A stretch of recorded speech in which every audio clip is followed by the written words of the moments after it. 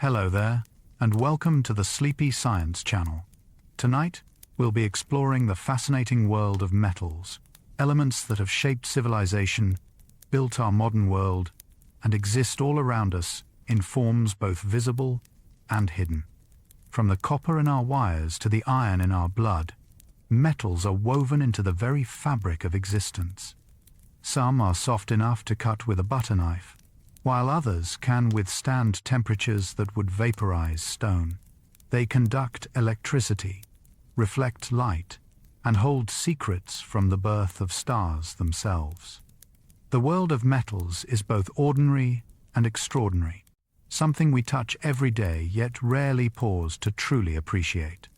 If you enjoy these quiet explorations, I invite you to like and subscribe, or share a simple thought down in the comments.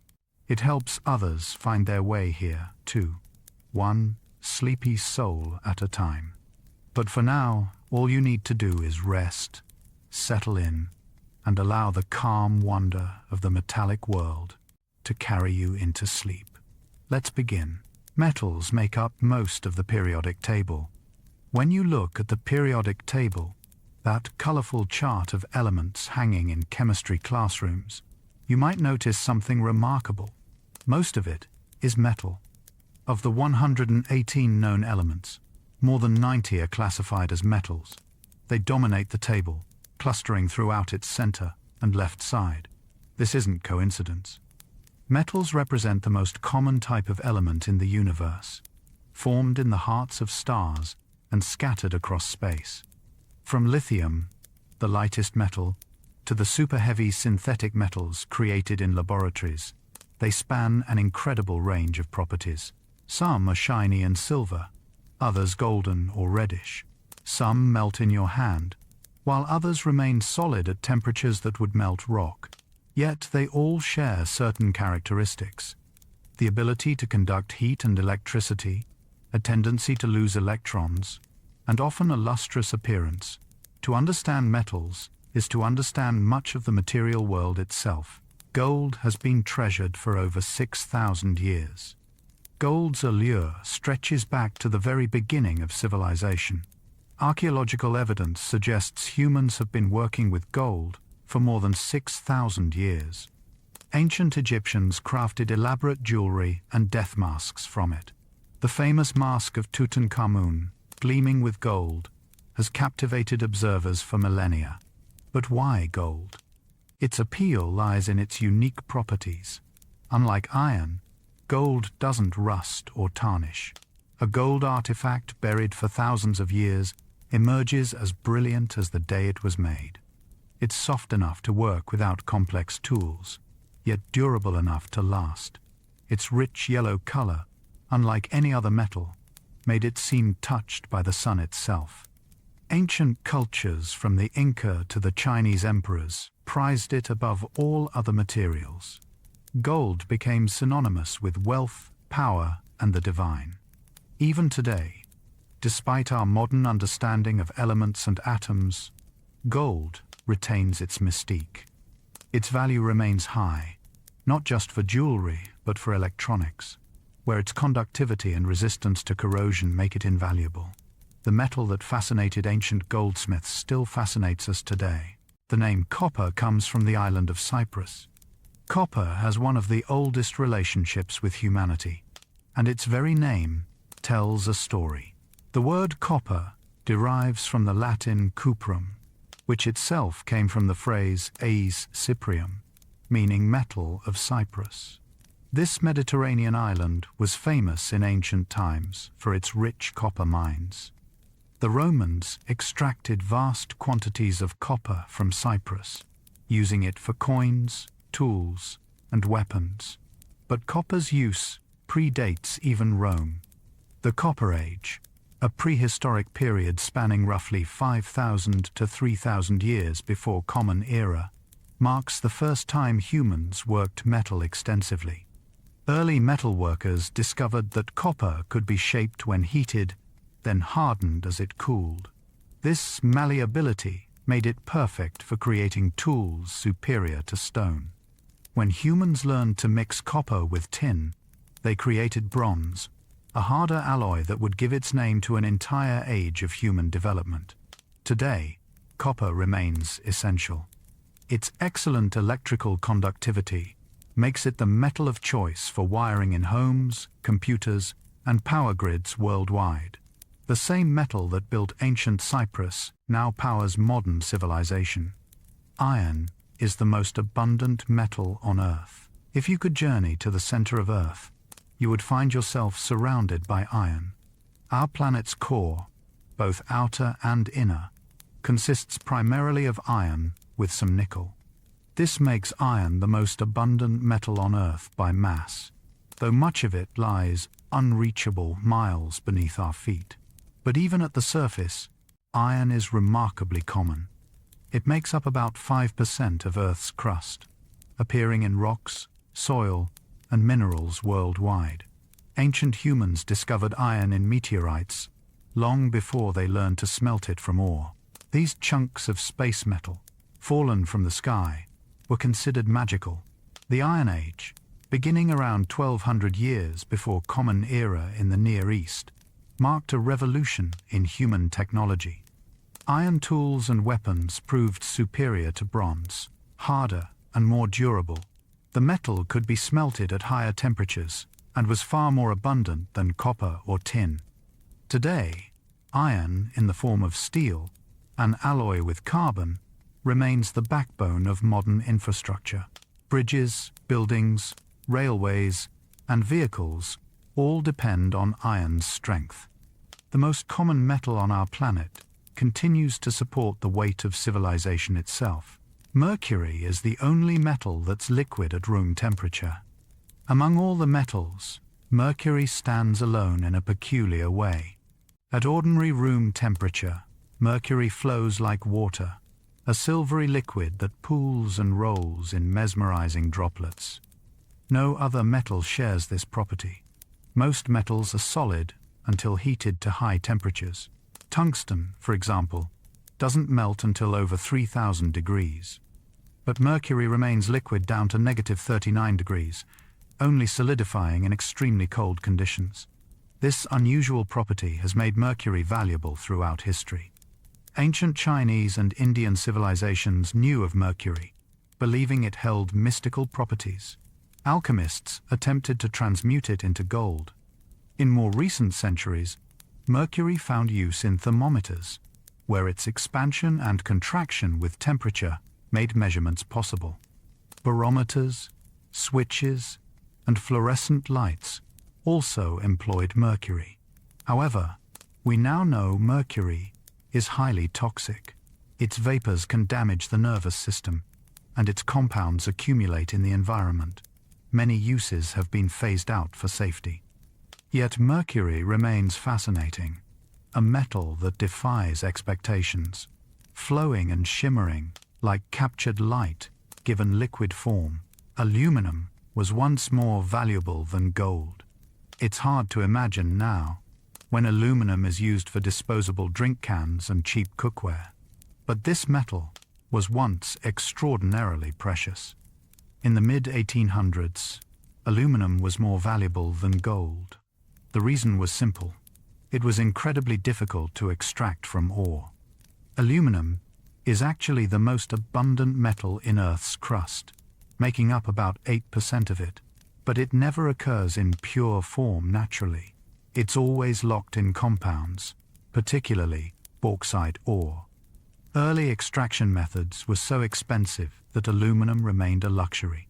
Napoleon III of France reportedly reserved aluminum cutlery for his most honored guests, while others ate with mere gold utensils.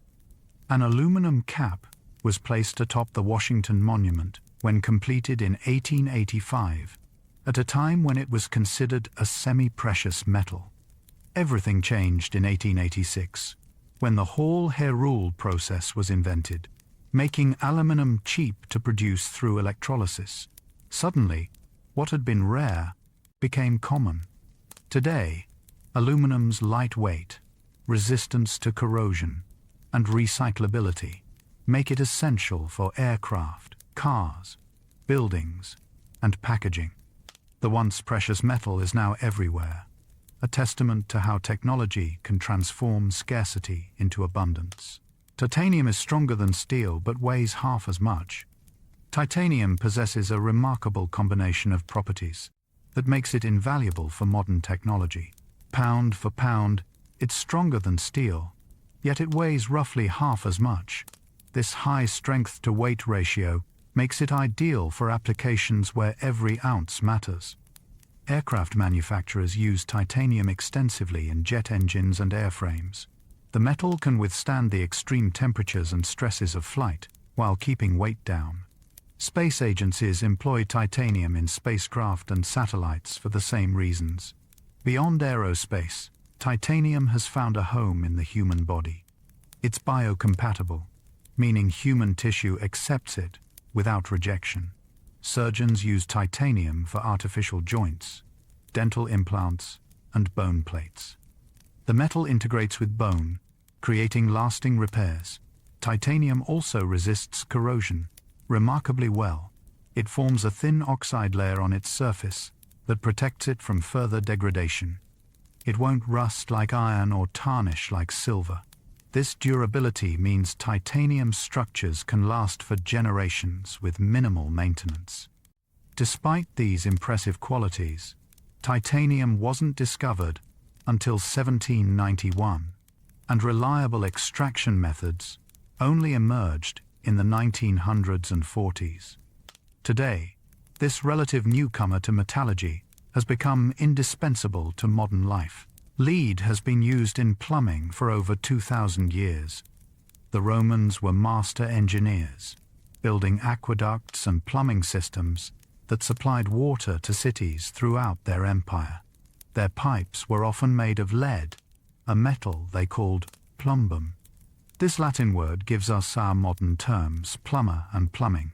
Lead was ideal for this purpose because it's soft and malleable, easy to shape into pipes and join together. It doesn't corrode readily in water, allowing systems to last for years. Roman plumbers created extensive networks that some historians believe contributed to the empire's success. However, this same lead may have contributed to its decline. Lead is toxic, and chronic exposure causes serious health problems. Lead poisoning affects the nervous system, causing cognitive decline, behavioral issues, and physical ailments. Some historians have speculated that lead in Roman plumbing and in their wine contributed to health problems among the elite. While this theory remains debated, there's no question that lead exposure was widespread. Today, we understand lead's dangers. Many countries have banned lead pipes and lead paint. The process of removing lead plumbing is ongoing in older cities. Yet for centuries, this soft grey metal seemed like a perfect solution, its hidden dangers unknown until modern science revealed them. Silver has natural antibacterial properties. Long before anyone understood the concept of bacteria, humans noticed something unusual about silver. Water stored in silver containers stayed fresh longer. Wounds covered with silver seemed to heal better. The ancient Greeks and Romans used silver vessels for food and drink, and while they attributed this to divine properties, there was a scientific reality beneath the superstition. Silver is naturally antibacterial. When in contact with moisture, it releases silver ions that disrupt bacterial cell walls, effectively killing microorganisms. This property, known as the oligodynamic effect, makes silver useful in medicine and water purification. Modern hospitals use silver-coated bandages for burn victims, where infection is a primary concern. Silver nanoparticles are incorporated into some medical devices to prevent bacterial growth. Water purification systems sometimes use silver to keep water safe during storage. The metal even finds use in some fabrics, creating odor-resistant clothing. Interestingly, colloidal silver, a solution of silver particles suspended in liquid, was used medicinally before antibiotics. While modern medicine has better options, silver's antimicrobial properties remain valuable in specific applications. The ancients were right about silver's protective qualities. Even if they didn't understand why, nature had given them a metal with built-in sterilization properties. Platinum is 30 times rarer than gold. When you think of precious metals, gold likely comes to mind first. But platinum exceeds gold in both rarity and often in value. Platinum is approximately 30 times rarer than gold in Earth's crust. While gold occurs at about 4 parts per billion in crustal rock, platinum appears at just 1/10 of a part per billion. This scarcity is compounded by the difficulty of extraction. Platinum typically occurs mixed with other metals in ores that require complex refining processes. The metal wasn't even recognized as distinct until the 18th century. Spanish conquistadors found it in South America and considered it an inferior form of silver. Platinum means little silver. They actually discarded it. Only later did European scientists realize platinum was a unique element with remarkable properties. Platinum is extremely resistant to corrosion and heat. It maintains its properties at high temperatures where other metals would fail. These characteristics make it essential for catalytic converters in vehicles, which reduce harmful emissions. Platinum also serves in jewelry, laboratory equipment, and as a catalyst in chemical reactions. Its combination of beauty, durability, and rarity keeps platinum among the most valued metals. For every ounce of platinum mined, many tons of ore must be processed. Zinc is essential for human immune function. While we often think of metals as construction materials or precious commodities, some are vital nutrients. Zinc is one of these essential metals. The human body contains approximately 2 to 3 grams of zinc, distributed throughout tissues and fluids. This might seem like a small amount, but zinc is crucial for hundreds of biological processes. It plays a vital role in immune system function. Zinc helps develop and activate T lymphocytes, the white blood cells that fight infections. A zinc deficiency can significantly impair immune response, leaving individuals more susceptible to illness. The metal is also essential for wound healing, DNA synthesis, cell division, and protein creation. During pregnancy and childhood, adequate zinc is crucial for proper growth and development. Interestingly, zinc affects our senses too. It's necessary for proper taste and smell function.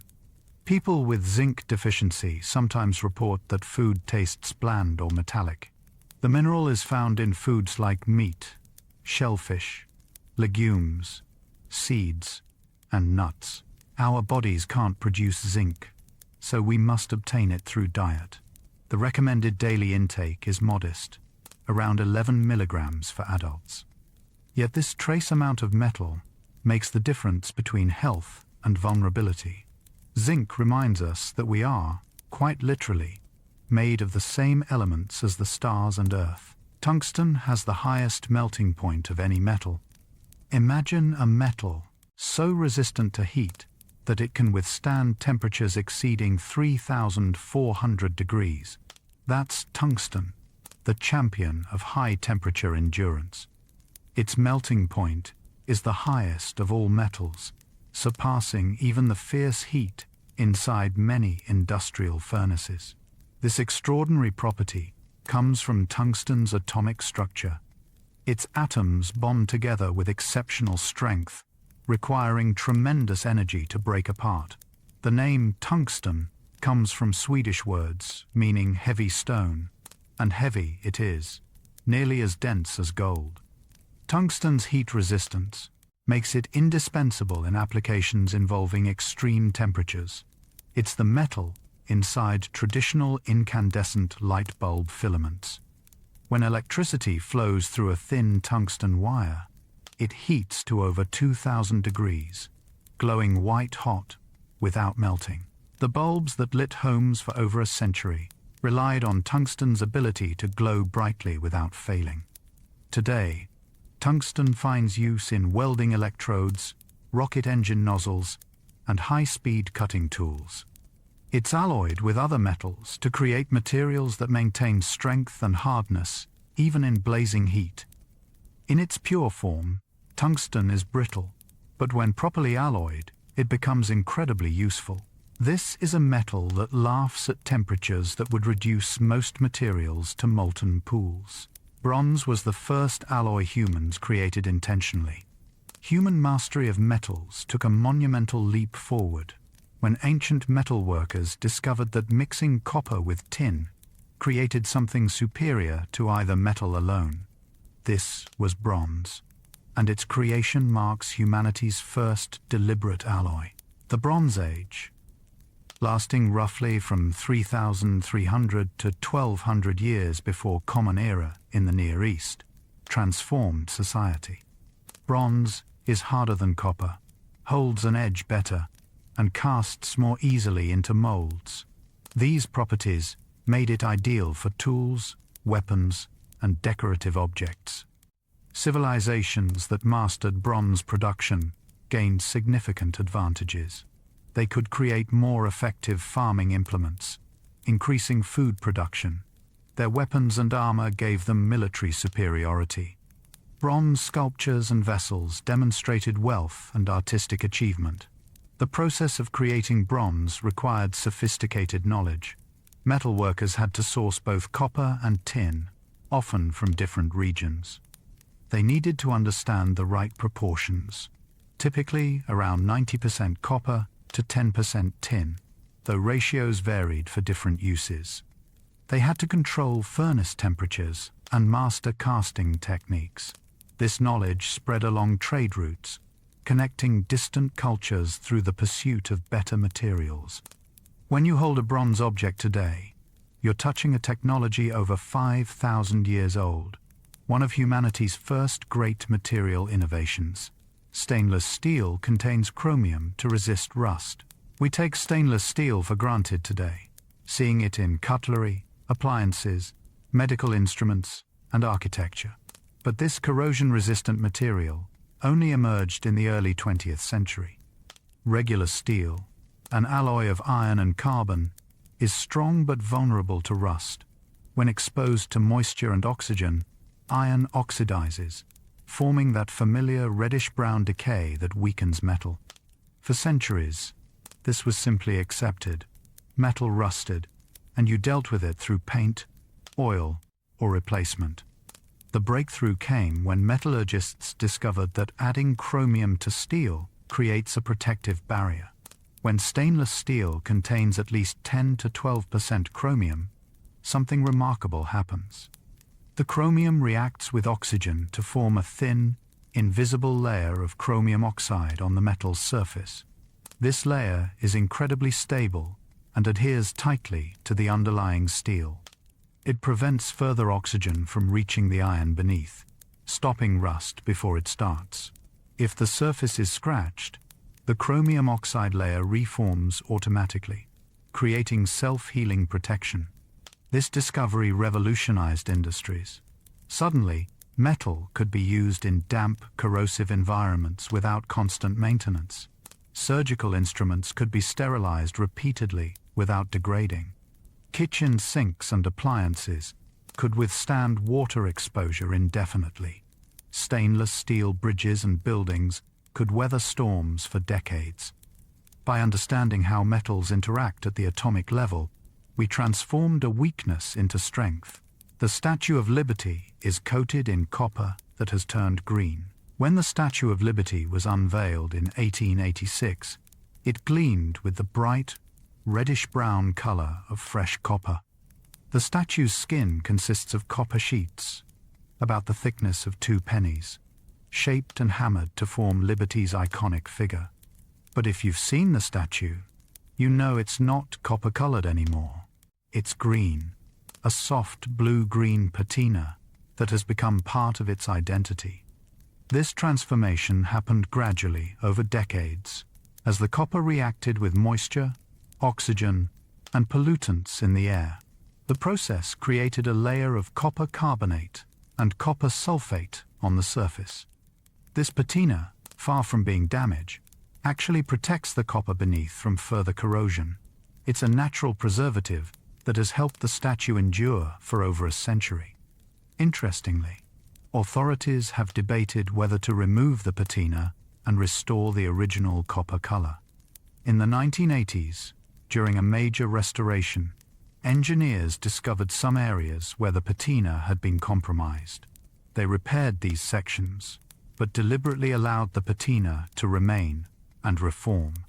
The green color, they decided, had become too iconic to remove. Today, that green statue, the result of natural chemical processes, stands as a symbol recognized worldwide. The copper's transformation reminds us that metals are not static. They interact with their environment, creating beauty through change. Brass is an alloy of copper and zinc, known for its golden appearance. Walk into a building with polished brass fixtures, and you're immediately struck by their warm, golden glow. Brass has been prized for centuries, precisely because it resembles gold while being far more affordable and practical. This alloy consists primarily of copper mixed with zinc, typically in proportions ranging from 60 to 40% copper to 40 to 60% zinc. The exact ratio determines the alloy's properties. More zinc creates a harder, stronger brass. More copper gives a redder color and greater corrosion resistance. Brass has been used for at least 2,500 years, though ancient metalworkers didn't fully understand what they were creating.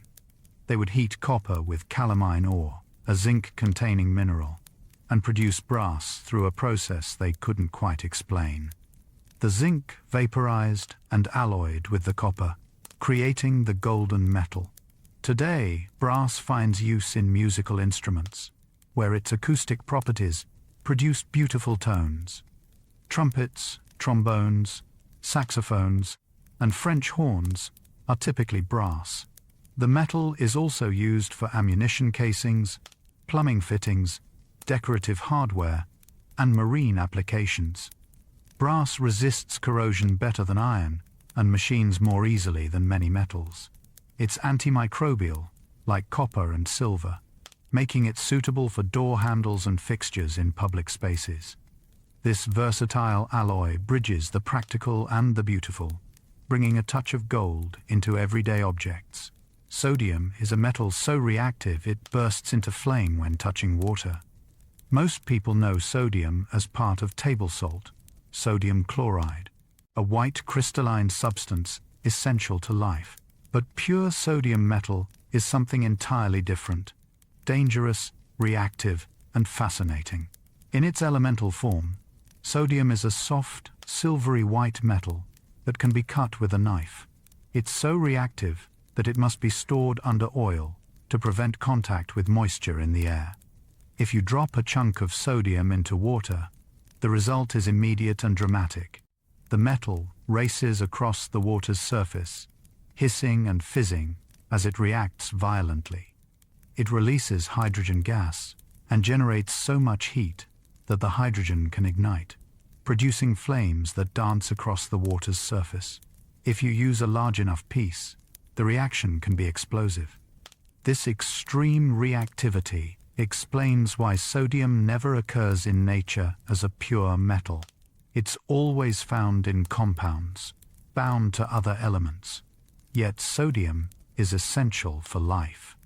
Our nervous systems use sodium ions to transmit electrical signals between cells. Every thought you have, every movement you make, depends on sodium. The concentration of sodium in our blood is carefully regulated. Too much or too little can be dangerous. It's remarkable that an element so violently reactive in its pure form is so crucial to our existence when properly bound in compounds. Magnesium burns with an intensely bright white light.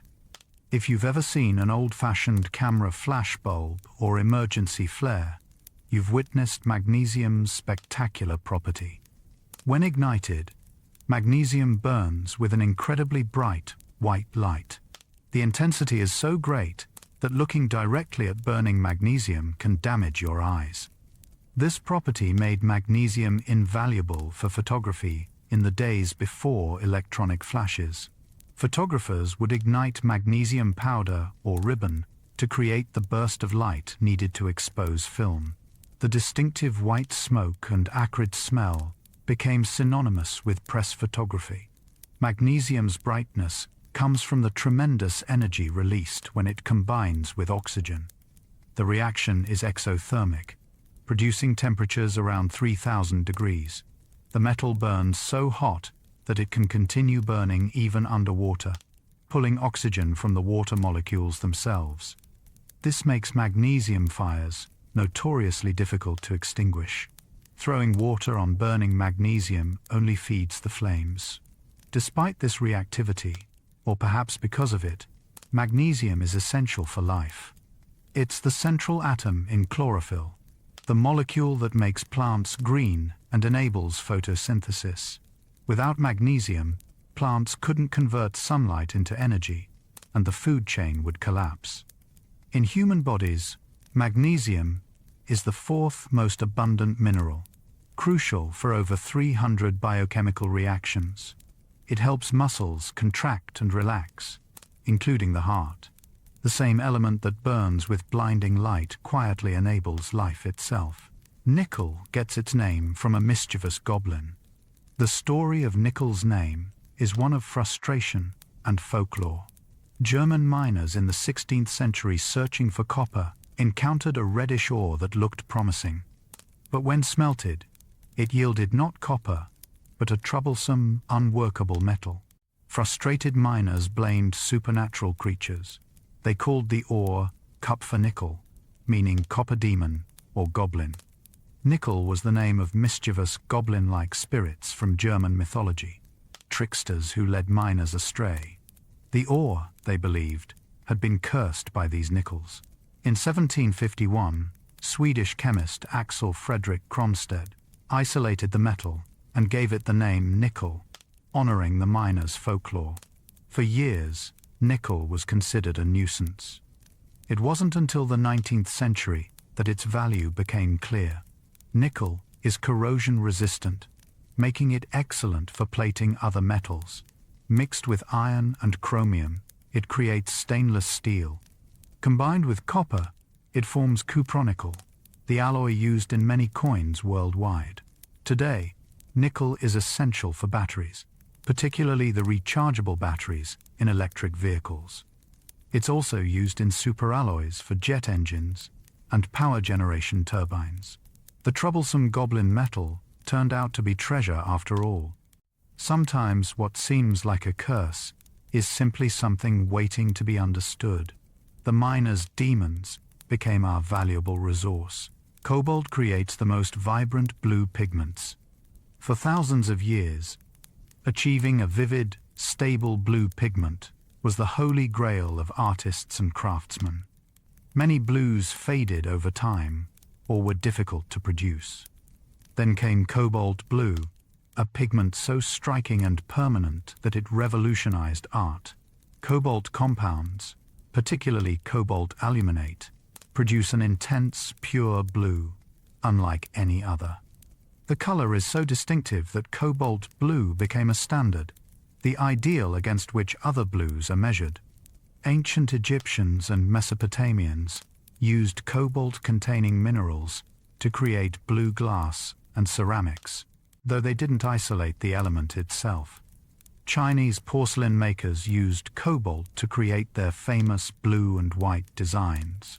The pigment gained particular fame in European painting during the 19th century. Artists like J.M.W. Turner embraced cobalt blue for its brilliance and reliability. Unlike some pigments that reacted with others or faded in light, cobalt blue remained stable and true. Beyond art, cobalt's vivid color found use in glassmaking, creating everything from bottles to stained glass windows. The blue glass used in old apothecary bottles often contained cobalt. Today, Cobalt remains important for pigments, but it has other critical uses. It's essential in rechargeable batteries, particularly lithium-ion batteries. It's used in superalloys for high-temperature applications.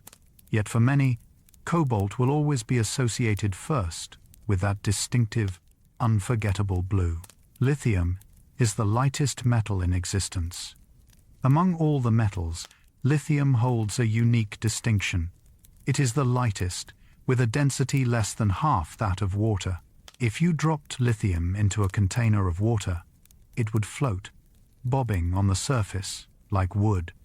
Of course, doing this would be dramatic, as lithium reacts vigorously with water, producing hydrogen gas and heat. But setting aside its reactivity, lithium's low density is remarkable. This lightness comes from lithium's atomic structure. It has only 3 protons in its nucleus, making it the lightest metal on the periodic table. Despite being a metal, pure lithium is soft enough to cut with a knife and has a silvery white appearance. Lithium's combination of light, weight, and electrochemical properties makes it ideal for batteries. Lithium-ion batteries power smartphones, laptops, electric vehicles, and countless other devices. They store more energy per unit of weight than most other rechargeable battery types. This advantage becomes crucial in applications where weight matters, like in vehicles or portable electronics. Beyond batteries, lithium has medical applications. Lithium compounds are used to treat bipolar disorder, helping to stabilize mood swings. The mechanism isn't fully understood, but lithium ions appear to affect neurotransmitter systems in the brain. A metal, lighter than water, floating between reactivity and utility, powering both our devices and, in some cases, helping to balance human minds. Uranium glows green under ultraviolet light. Uranium, perhaps most famous for its role in nuclear power and weapons, has a curious property that seems almost magical. When exposed to ultraviolet light, uranium compounds fluoresce, glowing with an eerie, vibrant green color. This glow has nothing to do with radioactivity. It's a property of how uranium atoms absorb and re-emit light at certain wavelengths. In the 19th and early 20th centuries, before uranium's radioactive properties were fully understood, it was used in glassmaking. Uranium glass, also called Vaseline glass, because of its yellowish-green tint, was popular for decorative items. Under normal light, these pieces appear pale yellow or greenish, but shine a black light on them, and they burst into brilliant green fluorescence. Collectors today seek out these glowing antiques. The radioactivity in uranium glass is generally considered low enough to be safe for display, though not recommended for food use. Uranium was also used in ceramic glazes, particularly for orange and red colors. These glazes, called Fiestaware Red in one famous application, were produced from the 1920s through the 1940s. The radioactivity is minimal, but measurable. Today, uranium's primary significance lies in nuclear energy and medicine. Uranium-235 can sustain nuclear fission, releasing enormous amounts of energy. 1 kilogram of uranium can produce as much energy as millions of kilograms of coal. Yet that ghostly green glow remains one of uranium's most visually striking features. Gallium melts in your hand. Imagine a metal that looks solid and substantial, but when you hold it in your palm, it begins to melt, turning into a silvery liquid pool. This is gallium, a metal with a melting point of just under 30 degrees, slightly below normal human body temperature. At room temperature, gallium is solid, with a bluish-silver appearance. But the warmth of your hand is enough to transform it. This unusual property makes gallium a favorite for science demonstrations. Watching solid metal melt from body heat alone never fails to intrigue. It challenges our expectations about what metal should be.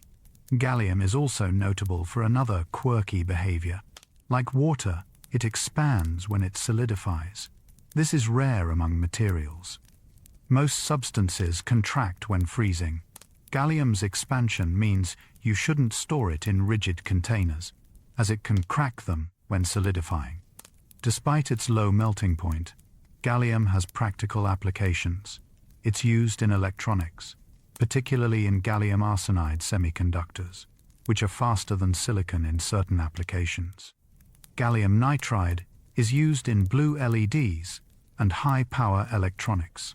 Gallium-based alloys serve as non-toxic alternatives to mercury in some applications. Some gallium alloys remain liquid at room temperature, while being far safer to handle than mercury. Gallium also has medical uses. Gallium scans in nuclear medicine help detect inflammation and tumors. This quirky metal that melts in your hand turns out to be surprisingly useful. Chromium is named after the Greek word for color. Open a box of crayons, and you'll find colors spanning the spectrum. The word chromium shares its root with these vivid hues. The name comes from the Greek word chroma, meaning color. Chromium earns this name because its compounds produce a stunning array of colors. Chromium salts can be yellow, orange, red, green, or violet, depending on their oxidation state and chemical structure. This property made chromium valuable for pigments and dyes long before its other uses were discovered. Chromium yellow, a lead chromate pigment, produces a bright, warm yellow. It was favored by painters in the 19th century, appearing in works by Van Gogh and others. Chrome green creates a rich, stable green for paints and inks. Chrome red offers a vibrant crimson. These chromium-based pigments are generally more durable and fade-resistant than organic dyes. Beyond pigments, chromium's most important use is in metallurgy. Adding chromium to steel creates stainless steel, as mentioned earlier. But chromium is also used in chrome plating, that shiny, mirror-like finish on car bumpers, faucets, and tools. The process deposits a thin layer of chromium onto a surface, providing corrosion resistance and a lustrous appearance. Pure chromium is a hard, brittle metal with a distinctive steel gray color.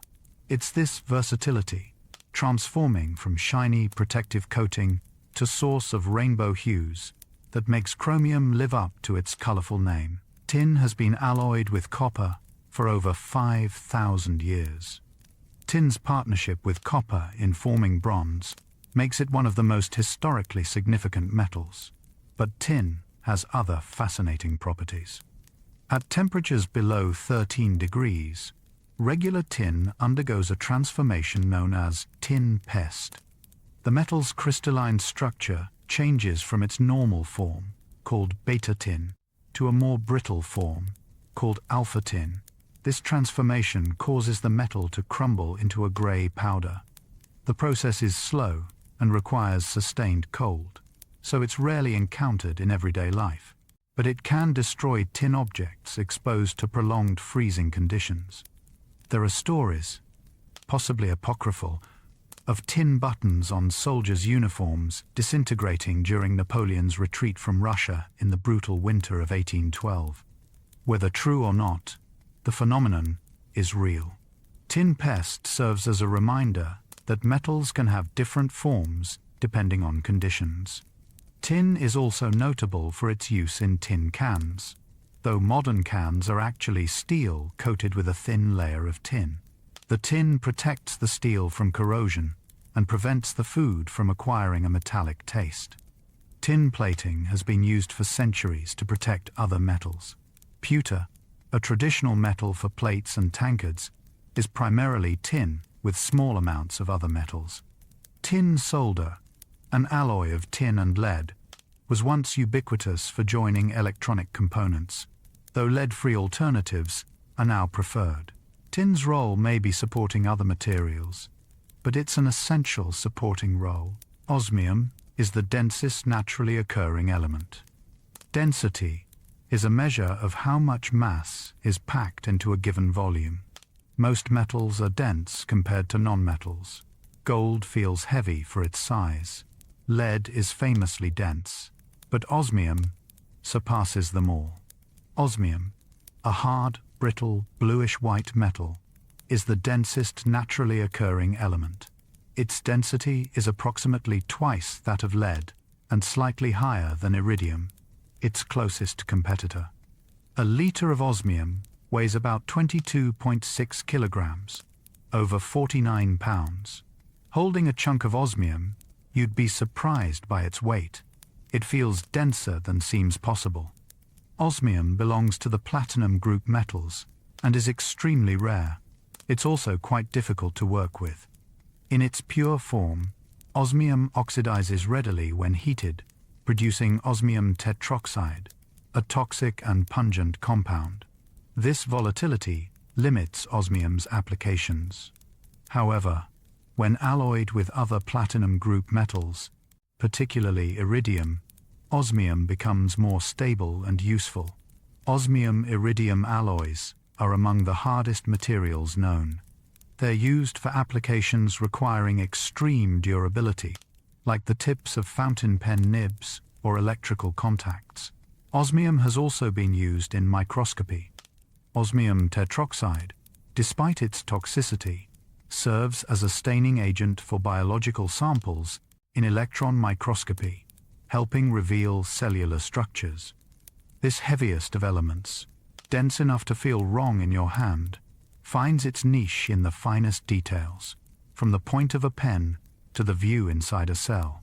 Palladium can absorb up to 900 times its volume of hydrogen. Imagine a metal that acts like a sponge for hydrogen gas. That's palladium, a silvery white metal from the platinum group. When exposed to hydrogen, palladium absorbs the gas into its crystal structure.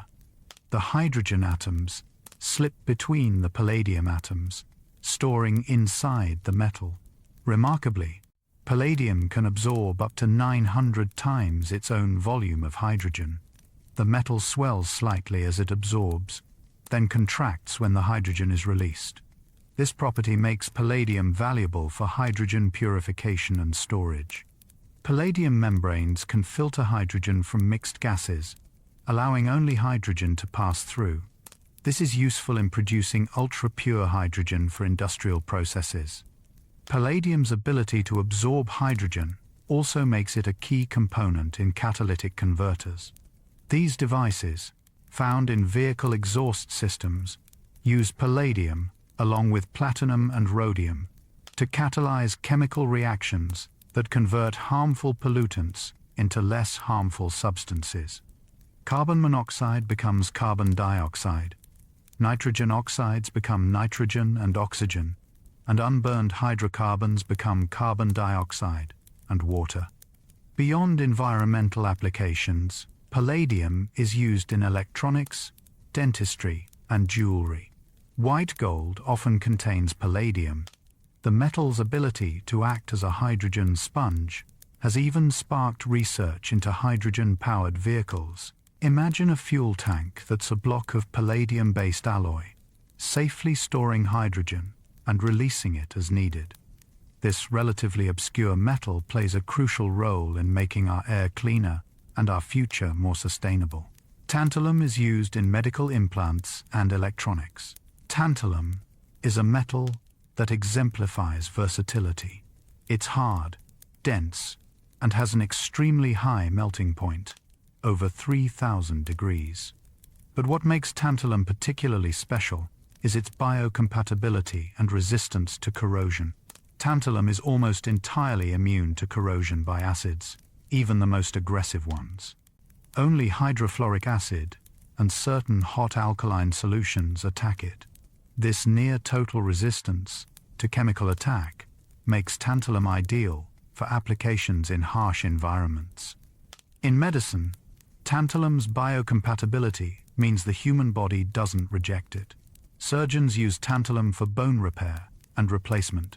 Tantalum implants and meshes help repair skull and facial bones. The metal integrates well with bone tissue, allowing natural healing. In electronics, tantalum capacitors are prized for their reliability and stability. These small components store electrical charge in devices ranging from smartphones to spacecraft. Tantalum capacitors are particularly good at maintaining their properties over time and across temperature ranges. The metal is also used in high-end audio equipment and computers. Tantalum's rarity and difficulty of extraction make it relatively expensive. It's obtained primarily as a byproduct of tin mining and from a mineral called coltan. Ethical concerns have sometimes surrounded tantalum mining, as coltan deposits in conflict regions have been linked to financing armed groups. Responsible sourcing has become increasingly important. This tough, resistant metal connects our bodies and our technology, enabling both healing and communication. Bismuth forms beautiful rainbow-colored crystals. Most people don't think of metals as colorful, but bismuth breaks that expectation spectacularly. When bismuth solidifies from its molten state, it can form hopper crystals, intricate geometric structures with a stepped, spiraling appearance. These crystals look almost artificial, like something from a science fiction movie. But what truly sets bismuth apart is the rainbow of colors that dance across its surface. Pinks, purples, blues, yellows, and greens shimmer and shift as you move the crystal. These colors aren't pigments. They result from a thin oxide layer that forms on the bismuth's surface. The layer's thickness varies across the crystal, and different thicknesses interfere with light waves differently, producing an effect called thin film interference. It's the same phenomenon that creates colors in soap bubbles or oil slicks. Bismuth itself is a brittle, crystalline metal with a pinkish-white color when freshly broken. It has one of the lowest thermal conductivities of all metals, meaning it doesn't transfer heat well. Bismuth is also slightly radioactive, though its half-life is so long, over 1 billion times the age of the universe, that this is effectively meaningless. Bismuth compounds have medical uses. Bismuth subsalicylate is the active ingredient in Pepto-Bismol, treating digestive issues. Bismuth is also used in cosmetics and some solders. But for many, bismuth's appeal is aesthetic. Growing bismuth crystals has become a hobby, producing natural art pieces that blur the line between chemistry and beauty. Vanadium is named after a Norse goddess of beauty. The story of vanadium's name is steeped in mythology and chemistry. In the 1800s and 20s, Swedish chemist Niels Gabriel Säfström discovered a new element. Struck by the beautiful array of colors its compounds displayed, reds, oranges, yellows, blues, and greens, he named it vanadium after Vanadis, another name for Freya, the Norse goddess of beauty, love, and fertility. Like chromium, vanadium's compounds are notably colorful, making the mythological reference fitting. But vanadium's importance extends far beyond aesthetics. This steel-gray metal is primarily used as an alloying element in steel. Adding just a small percentage of vanadium to steel significantly increases its strength and toughness while reducing its weight. Vanadium steel is used in tools, particularly high-speed cutting tools that need to maintain their edge at high temperatures. The metal's ability to strengthen steel made it valuable for automotive and aerospace applications. Early Ford Model T cars used vanadium steel in their chassis, contributing to the vehicles being both strong and relatively light. Vanadium is also used in titanium alloys and in creating superconductive magnets.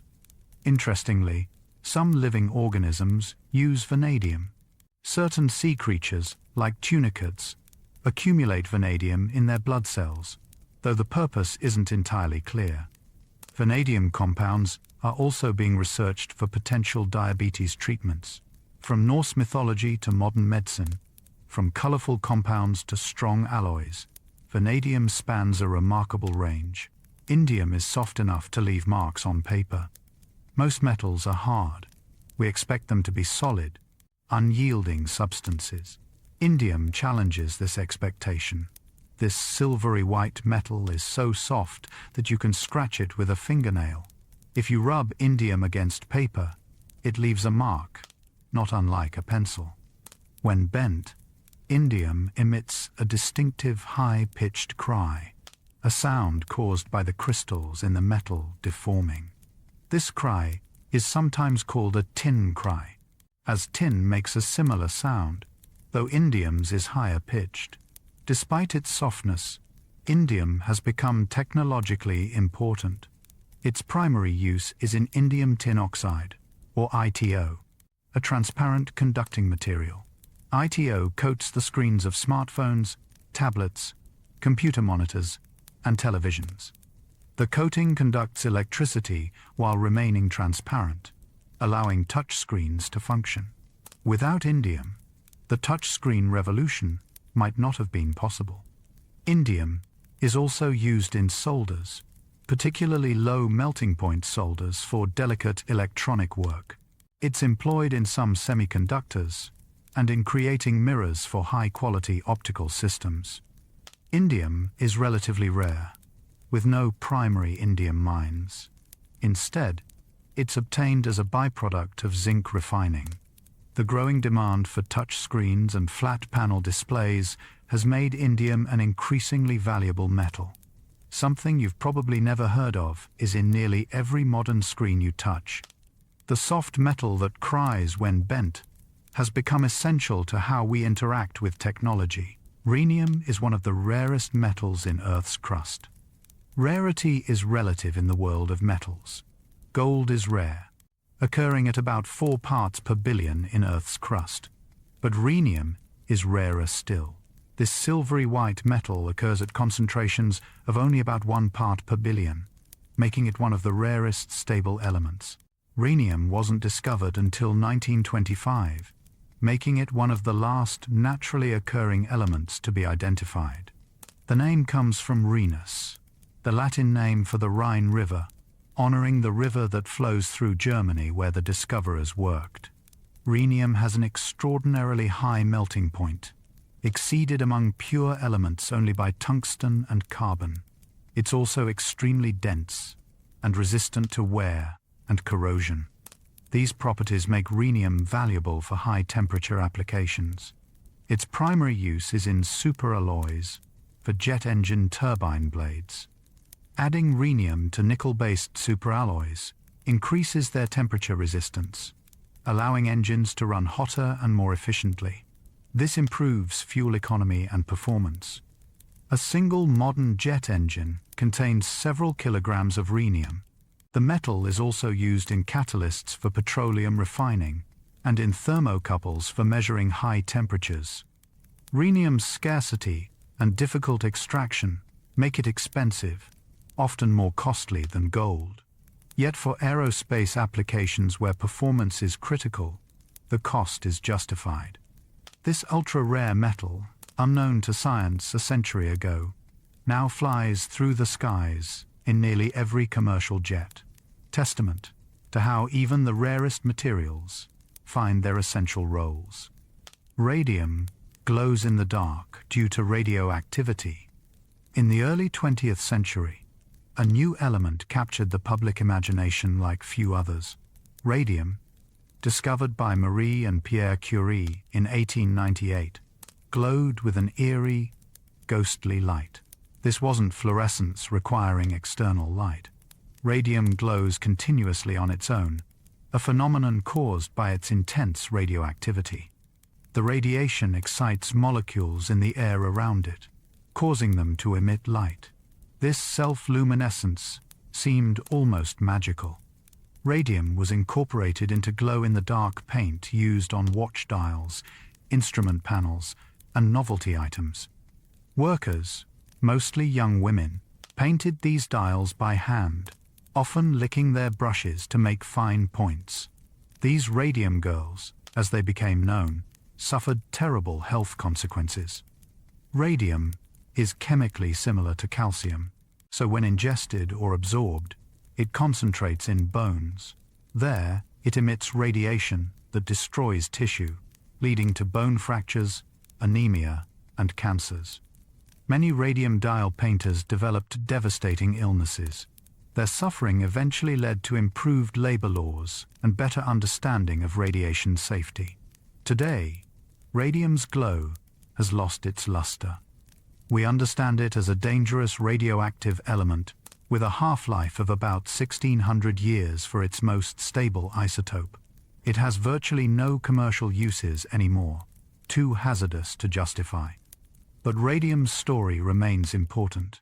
It reminds us that beauty can conceal danger, and that understanding the true nature of materials protects us from repeating past mistakes. The glowing wonder became a cautionary tale about radiation's hidden perils. Cesium is one of the most reactive metals. The alkali metals, the first column of the periodic table, are all highly reactive.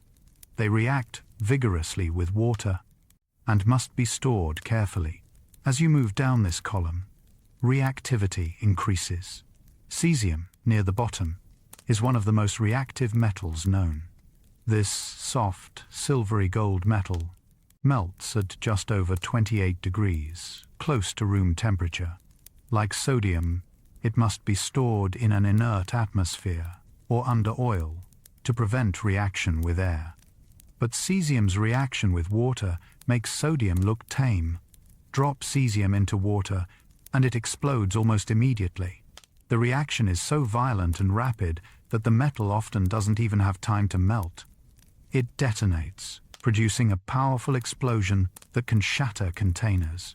This extreme reactivity means cesium is purely a laboratory curiosity in its pure form. It has no practical uses as elemental metal. However, cesium compounds and ions have important applications. Cesium atomic clocks are among the most accurate timekeeping devices ever created. They define the second in the International System of Units. 1 second is defined as the duration of 9,192,631,770 oscillations of radiation corresponding to the transition between two energy levels of cesium-133. These clocks are so precise they would lose less than 1 second over millions of years. GPS satellites carry cesium clocks, and their accuracy is essential for navigation. The most reactive of metals, too dangerous to handle casually, nonetheless helps us measure time itself with unprecedented precision. Yttrium is part of rare earth elements used in LED lights. Yttrium, despite its name suggesting rarity, is actually more abundant than lead in Earth's crust. The confusion comes from its classification among the rare earth elements, a group of metals that are not particularly rare, but were difficult to separate and extract when first discovered. Yttrium is a silvery metallic element that has become crucial for modern lighting and display technologies. One of yttrium's most important applications is in phosphors, materials that emit light when excited by energy. Yttrium aluminum garnet, or YAG, doped with other rare earth elements like cerium, creates the phosphors used in white LED lights. These LEDs have revolutionized lighting, providing energy-efficient illumination that has replaced incandescent bulbs worldwide. The white light from these LEDs starts as blue light from a gallium nitride LED chip. This blue light then excites the YAG phosphor coating, which emits yellow light. The combination of blue and yellow appears white to our eyes. By adjusting the phosphor composition, manufacturers can create different color temperatures, from warm white to cool white. Yttrium is also used in lasers, particularly yttrium aluminum garnet lasers used in medicine and industry. It's a component in some superconductors and in materials for jet engine coatings. The element is named after Ytterby, a village in Sweden, where many rare earth elements were first discovered in minerals from a nearby quarry. This one small location gave its name to yttrium, ytterbium, terbium, and erbium. From a Swedish village to LED lights illuminating the world, yttrium's journey spans centuries and continents. Beryllium is light, strong, and unfortunately toxic. Beryllium sits at the top of the alkaline earth metals, the second column of the periodic table. It's a steel-gray metal that is remarkably light, with a density similar to magnesium, but significantly less than aluminum. What makes beryllium special is its combination of low density, high stiffness, and good thermal properties. Beryllium is stiffer than steel but weighs only about a third as much. This makes it ideal for applications where weight savings and rigidity are both critical. Beryllium is used in aerospace and defense applications, in X-ray equipment, where its transparency to X-rays is valuable, in high-end audio speakers, where its stiffness improves sound quality, and in various precision instruments. Beryllium-copper alloys combine strength with electrical conductivity and are used in electronic connectors and springs. The James Webb Space Telescope's mirrors are made of beryllium, chosen for its light weight and ability to maintain shape in the extreme cold of space. However, beryllium has a dark side. Beryllium dust and vapors are highly toxic. Inhaling them can cause berylliosis, a chronic lung disease similar to sarcoidosis. The lungs become inflamed and scarred, leading to difficulty breathing and other serious health issues. There is no cure for berylliosis. Because of this toxicity, working with beryllium requires strict safety protocols.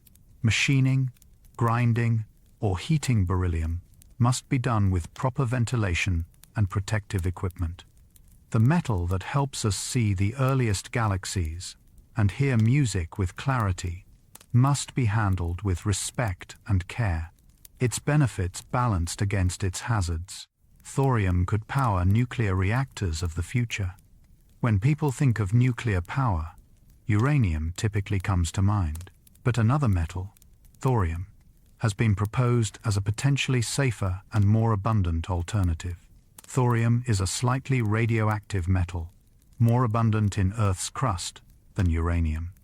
It cannot sustain a nuclear chain reaction on its own, but when bombarded with neutrons, thorium-232 can convert to uranium-233, which is fissile and can fuel nuclear reactions.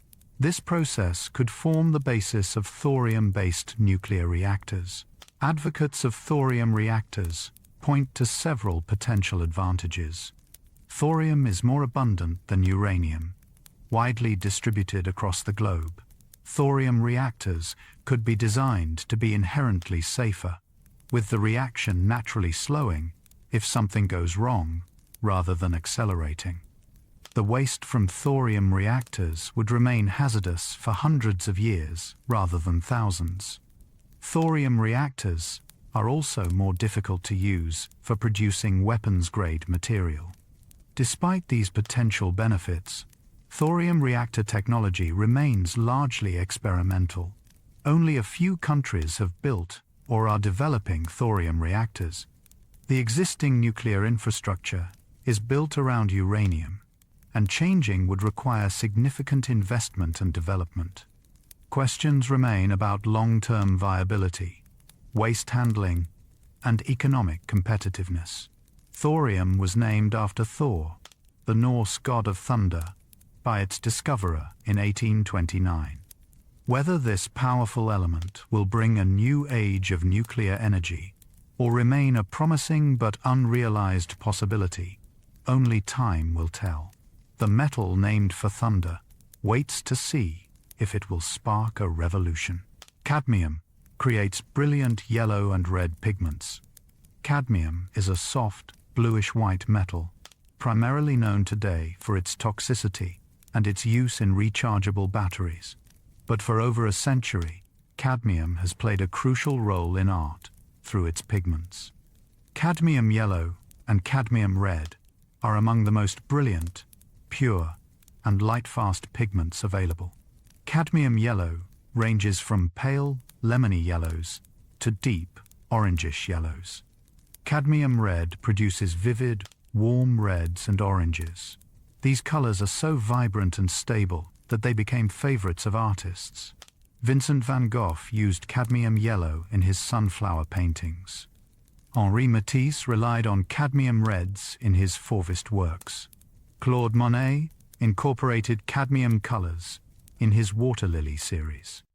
The pigments don't fade in sunlight, don't react with other pigments, and maintain their brilliance over time.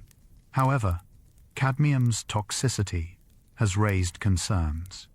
Cadmium and its compounds are classified as carcinogens. Exposure can damage kidneys and bones. While the cadmium in dried paint is generally stable and low risk, some artists and art supply manufacturers have moved toward cadmium-free alternatives. Modern formulations can approximate cadmium's hues using other pigments, though purists argue nothing quite matches cadmium's intensity. Beyond art, cadmium was used in yellow road paint, though this practice has declined. Cadmium is used in nickel-cadmium rechargeable batteries, though these too are being phased out in favor of less toxic alternatives. Cadmium's legacy in art remains strong.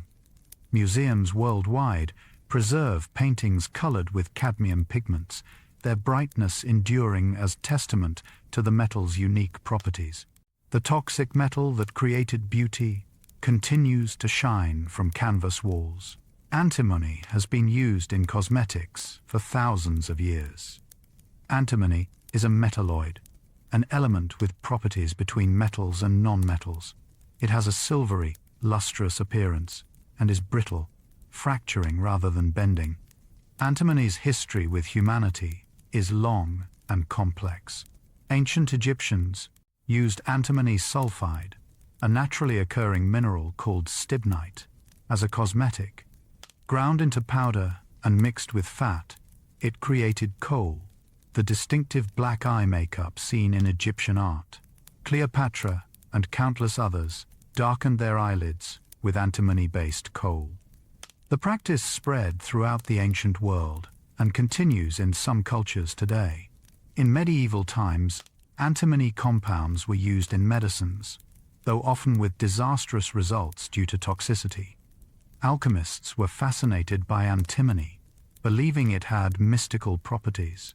Today, antimony's primary use is in flame retardants. Antimony trioxide is added to plastics, textiles, and other materials to reduce flammability. It's also used in lead-acid batteries, in semiconductors, and in specialized alloys. Antimony has unusual expansion properties. Like water, it expands when solidifying.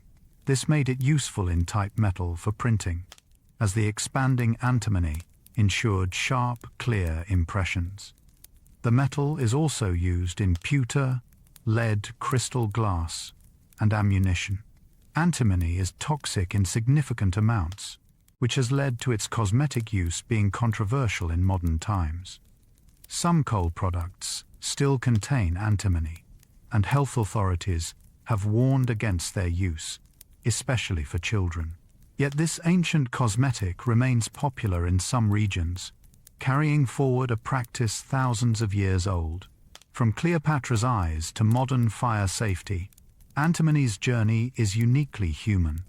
Hafnium is used in nuclear reactor control rods. Hafnium is a shiny silvery metal that most people have never heard of, yet it plays a crucial role in nuclear technology. This metal has an extraordinary property. It absorbs neutrons extremely effectively. In a nuclear reactor, controlling the rate of fission reactions is essential for safety and power regulation. Control rods made of neutron-absorbing materials are inserted into or withdrawn from the reactor core to control the reaction. Hafnium is one of the best materials for this purpose. When hafnium control rods are inserted deeper into a reactor core, they absorb more neutrons, slowing or stopping the fission chain reaction. When withdrawn, more neutrons are available to sustain the reaction, increasing power output. Hafnium's neutron absorption properties, combined with its resistance to corrosion and high melting point, make it ideal for this application. The metal is also used in superalloys, for jet engines, and in plasma cutting equipment, where its high melting point over 2,200 degrees is valuable. Interestingly, hafnium is chemically very similar to zirconium, and almost always occurs alongside it in nature. Separating the two is extremely difficult, which kept hafnium undiscovered until 1923. The name comes from Hafnia, the Latin name for Copenhagen, where it was discovered. This obscure metal, twin to zirconium and named for a Scandinavian city, helps keep nuclear reactors safe and stable, absorbing the invisible particles that drive atomic energy. Zirconium is used to clad nuclear fuel rods. Zirconium, hafnium's chemical twin, has its own crucial role in nuclear reactors. While hafnium absorbs neutrons, zirconium does the opposite. It's nearly transparent to neutrons, allowing them to pass through with minimal absorption. This makes zirconium ideal for cladding nuclear fuel rods. The fuel in a nuclear reactor consists of pellets of uranium or other fissile material. These pellets must be contained in tubes that protect them from the reactor's harsh environment while allowing neutrons to flow freely.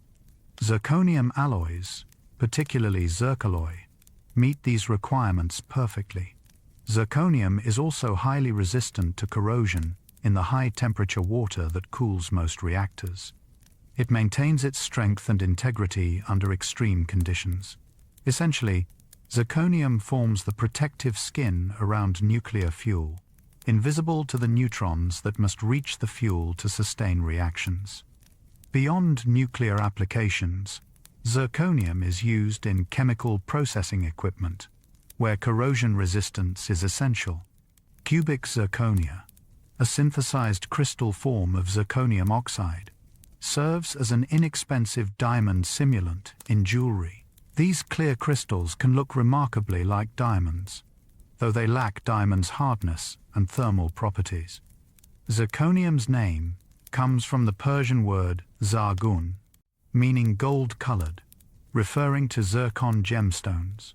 From ancient gemstones to modern nuclear reactors, zirconium has traveled a long path. The metal that lets neutrons pass freely enables nuclear power while protecting us from the hazards within. Molybdenum helps enzymes function in living organisms. Molybdenum is a silvery metal with a name that's challenging to pronounce. It comes from the Greek molybdos, meaning lead-like, because molybdenum ores were confused with lead ores in ancient times. This hard, corrosion-resistant metal has a very high melting point, over 2,600 degrees, making it useful for high-temperature applications.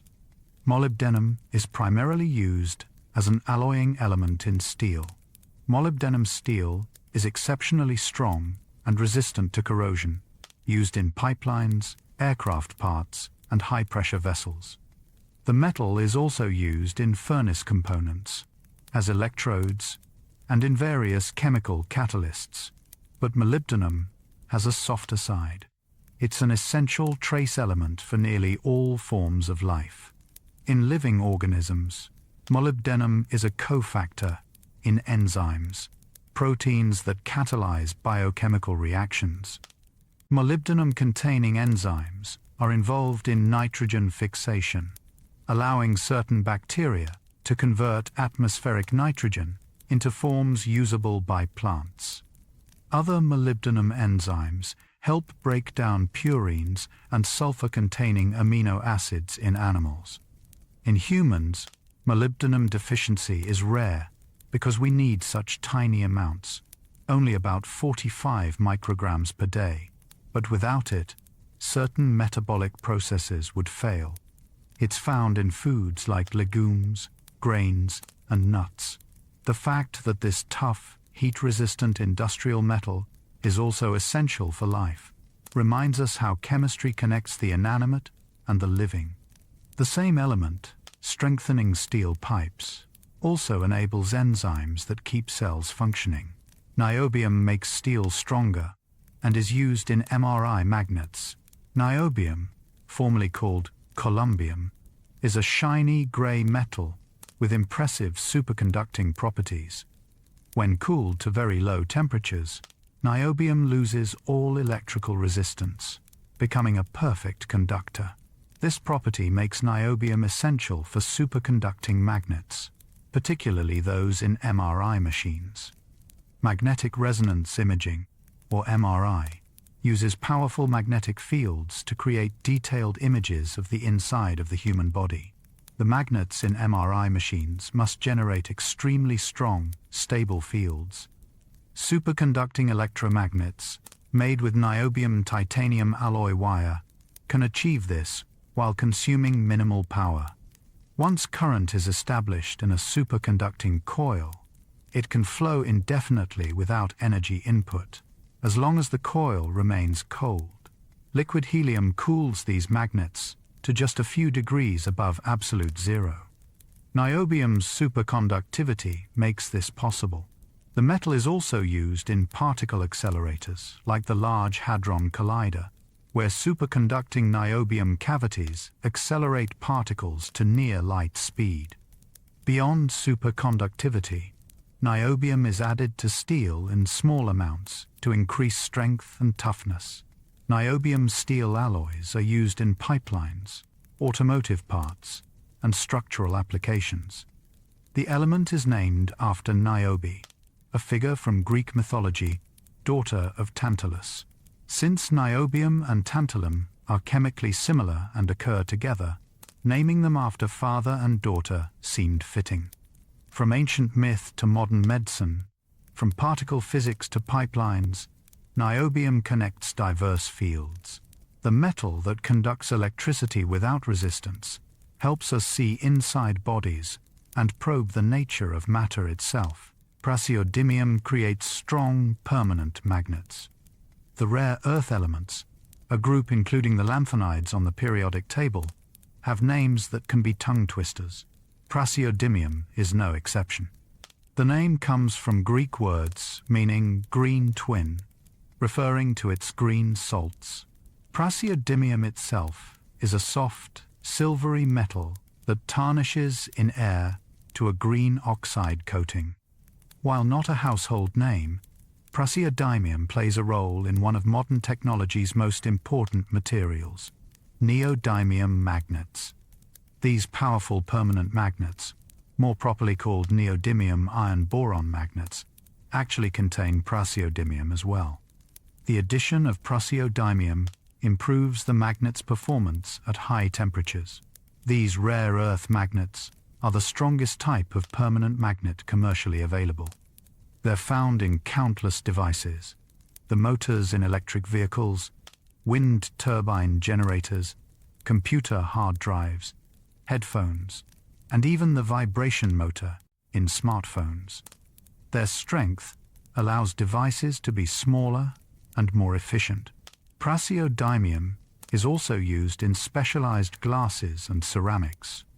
When added to glass, it creates a yellow-green color used in welding goggles to filter out certain wavelengths.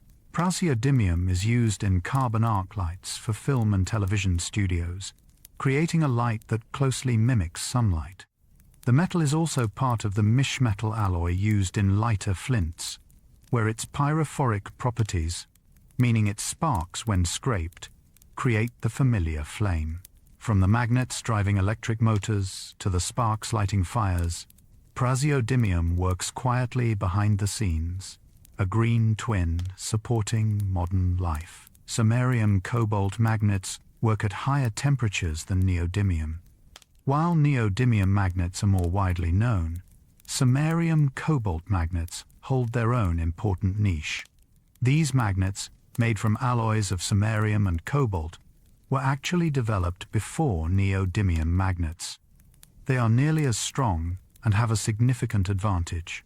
They maintain their magnetic properties at much higher temperatures. Neodymium magnets lose their magnetization if heated above around 80 to 200 degrees, depending on the grade. Samarium cobalt magnets can withstand temperatures exceeding 300 degrees, while remaining magnetic. This makes them essential for applications in high-temperature environments like jet engines, industrial motors, and downhole drilling equipment in oil and gas exploration. The magnets are also more resistant to corrosion than neodymium magnets, requiring no protective coating. Samarium itself is a silvery metal, part of the rare earth elements. It's named after samarskite, a mineral named after Russian mining engineer Vasily Samarsky-Bykovets. Samarium has other interesting properties. Some samarium isotopes are excellent neutron absorbers, used in nuclear reactor control rods, similar to hafnium. Samarium oxide is used in optical glass and ceramics. In medicine, radioactive samarium-153 is used to treat pain from bone cancer, as it concentrates in bone metastases and delivers localized radiation. From the heat of jet engines to the treatment of cancer, from oil wells to precision instruments, samarium works in extremes. The metal, named for a 19th century Russian engineer, enables 21st century technology. Europium makes red phosphors in older televisions glow. Before flat-screen TVs, cathode ray tube televisions dominated living rooms for decades. These TVs created color images by firing electron beams at phosphor-coated screens. Different phosphors emit different colors when struck by electrons. For the red component of the image, europium was often the key ingredient. Europium compounds, particularly europium oxide, doped into yttrium vanadate or yttrium oxide, produce a pure, bright red emission. This europium-activated phosphor created the red pixels, combining with green and blue phosphors to form full-color images. Europium is named after Europe, continuing the tradition of naming elements after places. It's one of the most reactive rare earth metals, tarnishing quickly in air. Pure europium has limited applications due to its reactivity, but its compounds are valuable for their luminescent properties. Beyond old televisions, europium is used in euro banknotes as an anti-counterfeiting measure. Under ultraviolet light, europium in the ink glows distinctively, helping verify authenticity. Europium is also used in fluorescent lamps, providing red emission to improve the quality of white light. Interestingly, europium is one of the rarest rare earth elements, despite the group as a whole not being particularly rare. Its scarcity and specific properties make it valuable. As technology has shifted from CRTs to LED and OLED displays, europium's role has diminished somewhat, but it remains part of some LED phosphors and continues its anti-counterfeiting work. The metal of Europe lit millions of screens and still helps protect currency. Gadolinium is used as a contrast agent in medical imaging. Gadolinium is a silvery white metal with unusual magnetic properties. It's one of only 4 elements that can be magnetic at room temperature, alongside iron, cobalt, and nickel. But gadolinium's magnetism is paramagnetic, meaning it's only magnetic in the presence of an external magnetic field. This property, combined with other characteristics, makes gadolinium valuable in medicine. Gadolinium-based contrast agents are used in magnetic resonance imaging, or MRI. When injected into patients, these compounds improve the visibility of internal structures in MRI scans. Gadolinium affects the behavior of nearby water molecules in magnetic fields, enhancing contrast between different tissues. This helps doctors detect tumors, inflammation, blood vessel abnormalities, and other conditions more clearly. The gadolinium itself isn't directly visible in the image, but its effects on surrounding hydrogen atoms are. Because free gadolinium ions are toxic, the metal is bound in complex molecules called chelating agents that hold it safely until it's eliminated from the body through the kidneys. For most patients, gadolinium contrast is safe, though people with severe kidney problems must avoid it due to risks of accumulation. Gadolinium is named after Johann Gadolin, a Finnish chemist who investigated rare earth elements. Beyond medicine, gadolinium is used in neutron radiography, a technique similar to X-ray but using neutrons. Gadolinium absorbs neutrons effectively, creating contrast. Gadolinium compounds are also used in some electronics and as phosphors, from revealing hidden tumors to absorbing neutrons. Gadolinium's magnetic personality serves humanity in unexpected ways. Dysprosium is essential for making powerful magnets for electronics. Dysprosium has a name meaning hard to get in Greek, reflecting the difficulty early researchers had isolating it. This silvery metal is one of the rare earth elements, and while not extremely rare in absolute terms, high-purity dysprosium is indeed challenging to obtain. Dysprosium's primary importance lies in its addition to neodymium magnets. Adding dysprosium to these magnets significantly improves their resistance to demagnetization at high temperatures. For neodymium magnets to function in hot environments, like electric vehicle motors or wind turbine generators, dysprosium is often essential. Even small additions, just a few %, make a substantial difference. This has made dysprosium strategically important. As demand for electric vehicles and renewable energy technologies grows, so does demand for dysprosium. Concerns about supply have driven research into reducing dysprosium content in magnets or finding alternatives. Most dysprosium is produced in China, making it subject to geopolitical considerations. Dysprosium is also used in certain types of lasers and in nuclear reactor control rods, where its excellent neutron-absorbing properties are valuable. In specialized lighting applications, dysprosium iodide is used in metal halide lamps. The element's magnetic properties are also exploited in data storage and various electronic devices. The metal that was hard to get when discovered remains hard to get in the sense of being a limiting factor for emerging technologies. Dysprosium sits at an intersection of material science, clean energy, and global politics, a modest metal with an outsized role in the future. Holmium has the highest magnetic strength of any element. Among all elements, holmium holds a unique distinction. It has the highest magnetic moment of any naturally occurring element. This means that when placed in a magnetic field, holmium becomes more strongly magnetized than any other element. This property makes holmium valuable for creating the strongest possible magnetic fields in certain applications. Holmium is used in some of the most powerful artificial magnets, combining with other elements to create alloys with extraordinary magnetic strength. The element also has medical applications. Holmium lasers are used in surgery, particularly for procedures involving the prostate, kidney stones, and certain eye surgeries. The holmium YAG laser, which uses a crystal containing holmium, yttrium, aluminum, and garnet, produces laser light at a wavelength readily absorbed by water. Since human tissue contains much water, this laser can precisely cut or ablate tissue.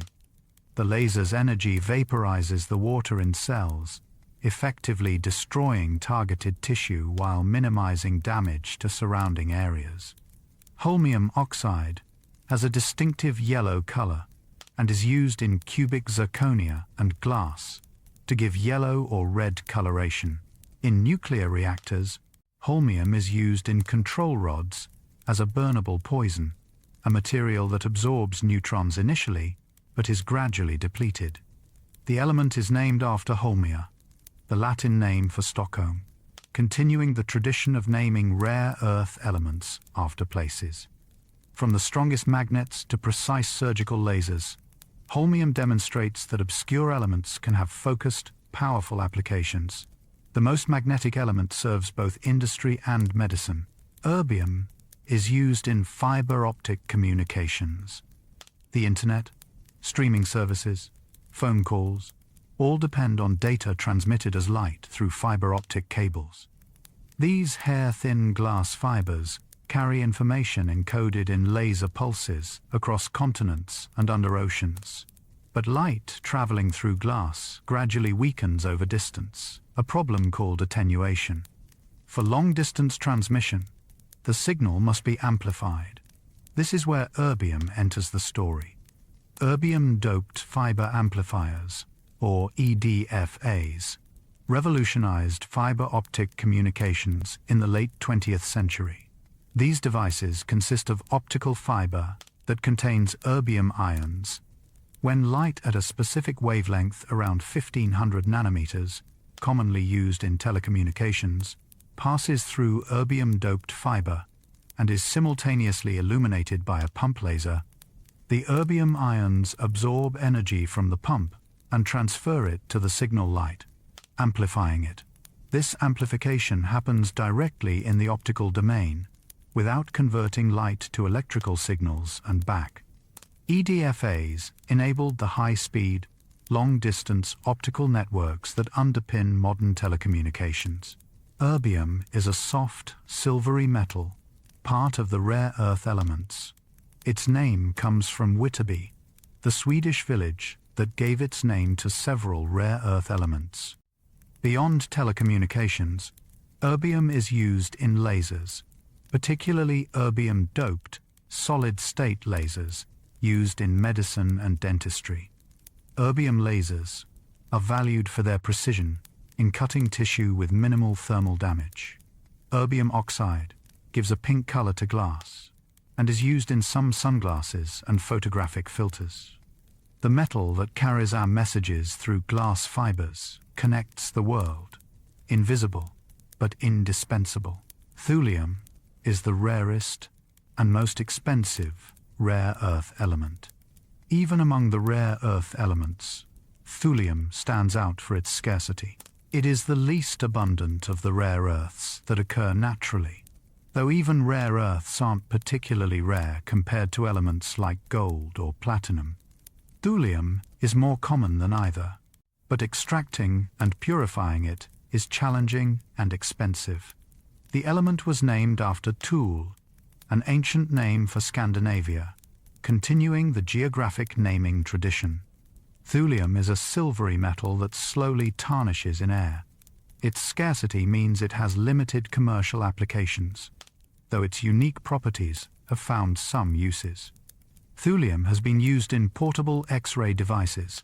Thulium-170, a radioactive isotope, can be used as a radiation source for portable X-ray units.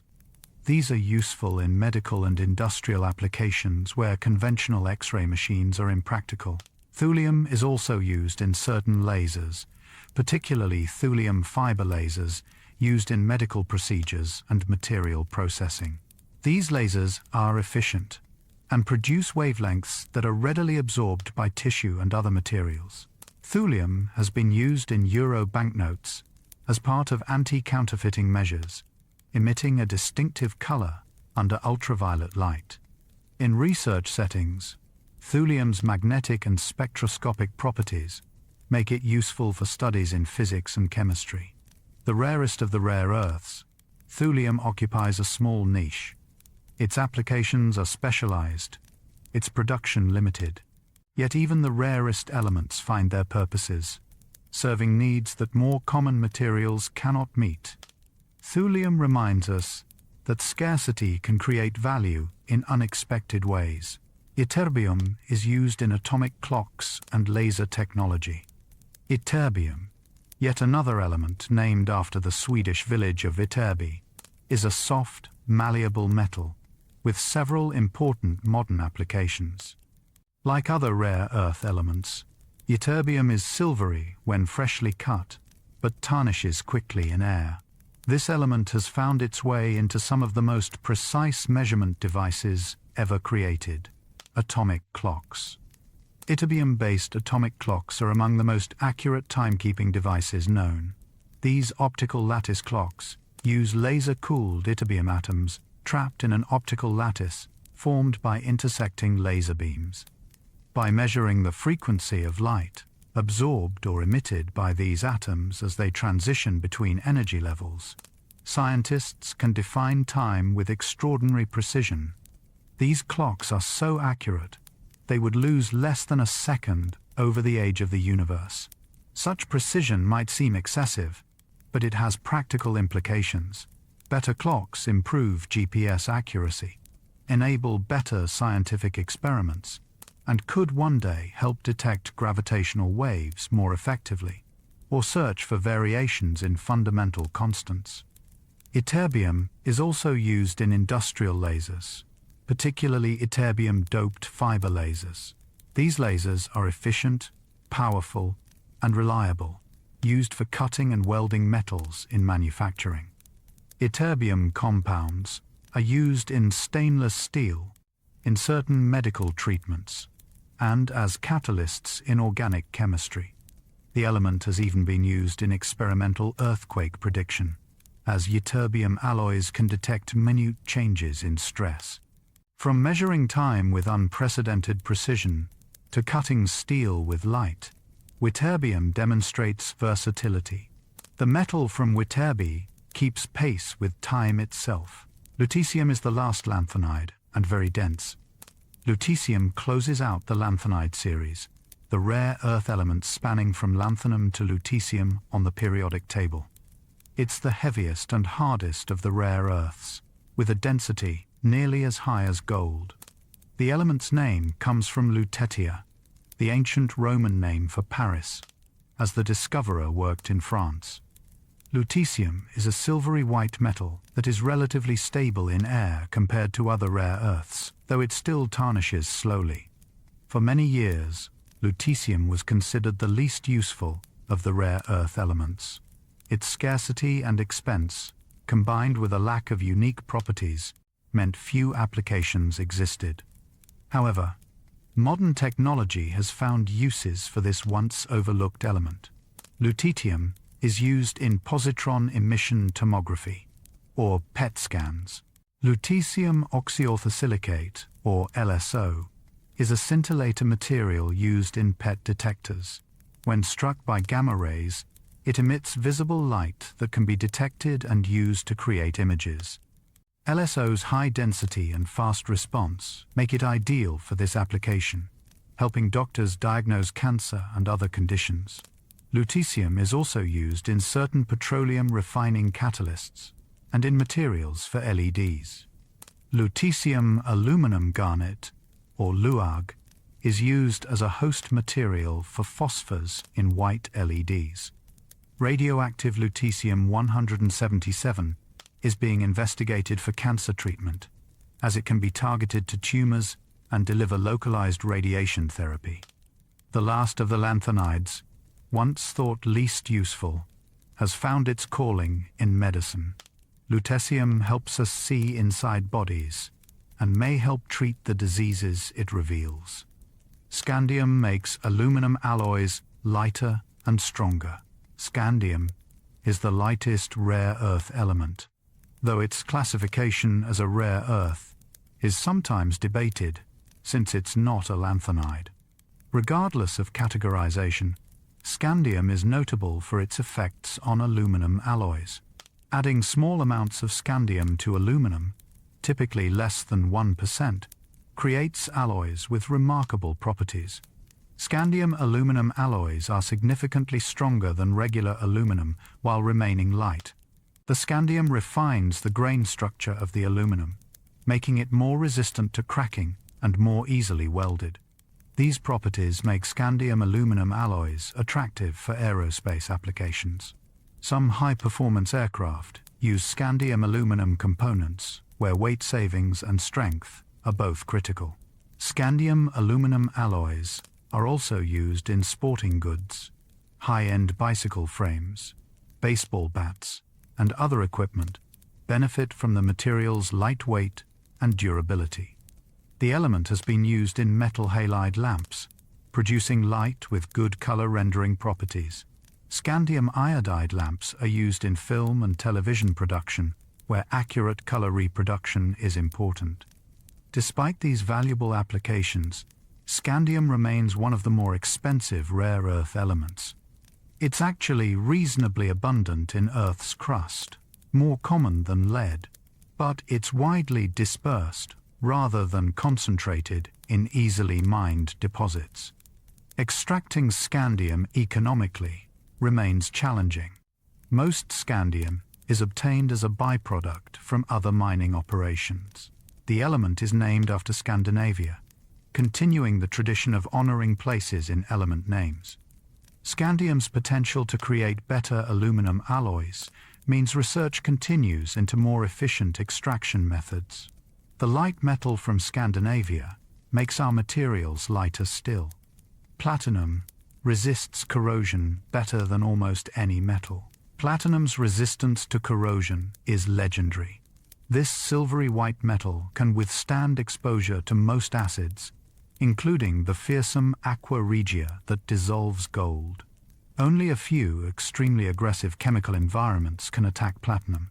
This extraordinary stability makes platinum invaluable in applications requiring long-term durability in harsh conditions. Platinum's primary use is in catalytic converters, as mentioned earlier, but its role extends far beyond. In chemistry laboratories, platinum crucibles and electrodes are standard equipment because they don't react with most chemicals, even at high temperatures. Platinum resistance thermometers are among the most accurate temperature sensors available, maintaining stable electrical properties over wide temperature ranges. The element is used in fuel cells, where it catalyzes the reactions that produce electricity from hydrogen and oxygen. Platinum jewelry is prized not only for its beauty, but for its durability and hypoallergenic properties. It doesn't tarnish or fade, maintaining its luster indefinitely. Platinum's density gives jewelry a satisfying weight. Platinum is also used in certain cancer chemotherapy drugs. Cisplatin and related compounds contain platinum atoms bonded to other groups. These drugs interfere with DNA replication in cancer cells. The metal's stability allows it to reach tumors intact before releasing its effect. In World War II, platinum was considered so strategically important that its use in jewelry was banned in the United States. All available platinum diverted to military applications. The metal that resists corrosion has proven itself resistant to obsolescence, finding new uses across centuries. Iridium is extremely hard and corrosion-resistant. Iridium shares platinum's resistance to corrosion, but takes it even further. This dense, silvery metal is nearly immune to chemical attack. It's also the most corrosion-resistant element known and one of the densest, competing with osmium for the title of densest element. Iridium's name comes from Iris, the Greek goddess of rainbows, because its salts are colorful, but there's nothing delicate about iridium itself. It's hard, brittle, and exceptionally difficult to work with. This combination of hardness and corrosion resistance makes iridium valuable for applications requiring ultimate durability. Iridium is used in spark plugs for aircraft and racing vehicles, where its ability to withstand extreme temperatures and resist erosion from electrical discharges extends service life. Osmium-iridium alloys, mentioned earlier, create fountain pen nibs that last for generations. Iridium is used in crucibles for growing large, high-quality crystals, as it can withstand the extreme temperatures and chemical environments involved. The element played a crucial role in the historical definition of the kilogram. For over a century, the international prototype kilogram, the physical object that defined the unit of mass, was made of a platinum-iridium alloy. This choice ensured stability over time, though in 2019, the kilogram was redefined using physical constants rather than a physical artifact. Interestingly, iridium is famous in another context. A layer of iridium-rich clay found worldwide marks the boundary between the Cretaceous and Paleogene periods, about 66 million years ago. This iridium anomaly is evidence of the asteroid impact that contributed to the extinction of dinosaurs. Iridium is rare on Earth's surface, but common in asteroids, so finding a global layer of it suggests a massive impact. The hardest, most corrosion-resistant metal carries the signature of Earth's most catastrophic extinction. Rhodium is the most expensive precious metal. When people think of valuable metals, gold and platinum come to mind, but rhodium, another platinum group metal, often exceeds both in price. Rhodium's value has fluctuated dramatically, sometimes reaching over 10 times the price of gold per ounce. This silvery white metal is extremely rare, with annual production measured in just tens of tons worldwide. Rhodium's primary use is in catalytic converters, where it works alongside platinum and palladium to reduce nitrogen oxide emissions from vehicles. Stricter emissions standards have driven up demand for rhodium, contributing to its high price. The metal is also used for plating, jewelry, and other items, providing a reflective, hard, and tarnish-resistant surface. White gold and sterling silver jewelry are often rhodium-plated to enhance their appearance and protect them from tarnish. Rhodium's reflectivity makes it valuable for mirrors in specialized applications. Rhodium-coated optics are used in high-intensity lighting systems and certain scientific instruments. The metal is also used in some chemical processes as a catalyst. Rhodium is named from the Greek word rhodon, meaning rose, because some rhodium compounds have a rosy color. The discovery of rhodium is credited to William Hyde Wollaston, who isolated it from platinum ore in 1803. The same chemist discovered palladium.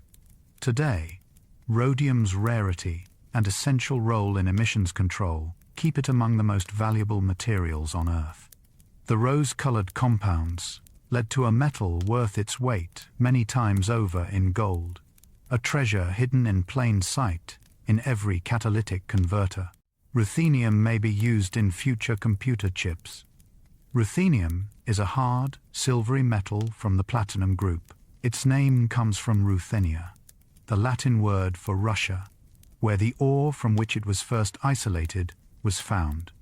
For years, ruthenium was primarily a laboratory curiosity and a minor component in some platinum alloys.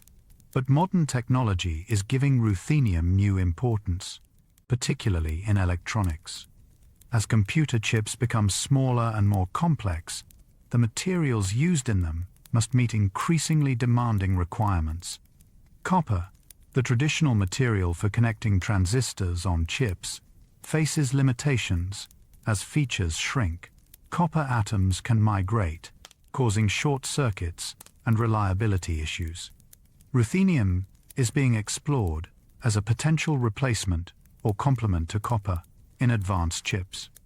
Ruthenium's electrical properties, resistance to electromigration, and ability to form thin, smooth films make it promising for next-generation semiconductors. Some manufacturers are already incorporating ruthenium into certain chip structures. Ruthenium is also used in certain hard disk drive coatings, where a thin layer of ruthenium-based material provides magnetic properties needed for data storage. In chemistry, ruthenium catalysts enable various important reactions. Ruthenium-based drugs are being investigated for cancer treatment, offering potential advantages over platinum-based chemotherapy. Ruthenium even has a role in solar technology. Ruthenium-based dyes are used in dye-sensitized solar cells, an alternative to traditional silicon panels. From Russia to the cutting edge of computing, ruthenium's journey continues. The metal that seemed obscure may soon be integral to the computers processing these very words. Manganese is essential for steel production and batteries. Manganese is a hard, brittle, silvery metal that most people haven't heard of. Yet it's the 12th most abundant element in Earth's crust and crucial to modern industry. Nearly 90% of manganese produced goes into steel manufacturing. Adding manganese to steel improves its strength, hardness, and resistance to wear. It also helps remove oxygen and sulfur during the steel-making process, improving quality.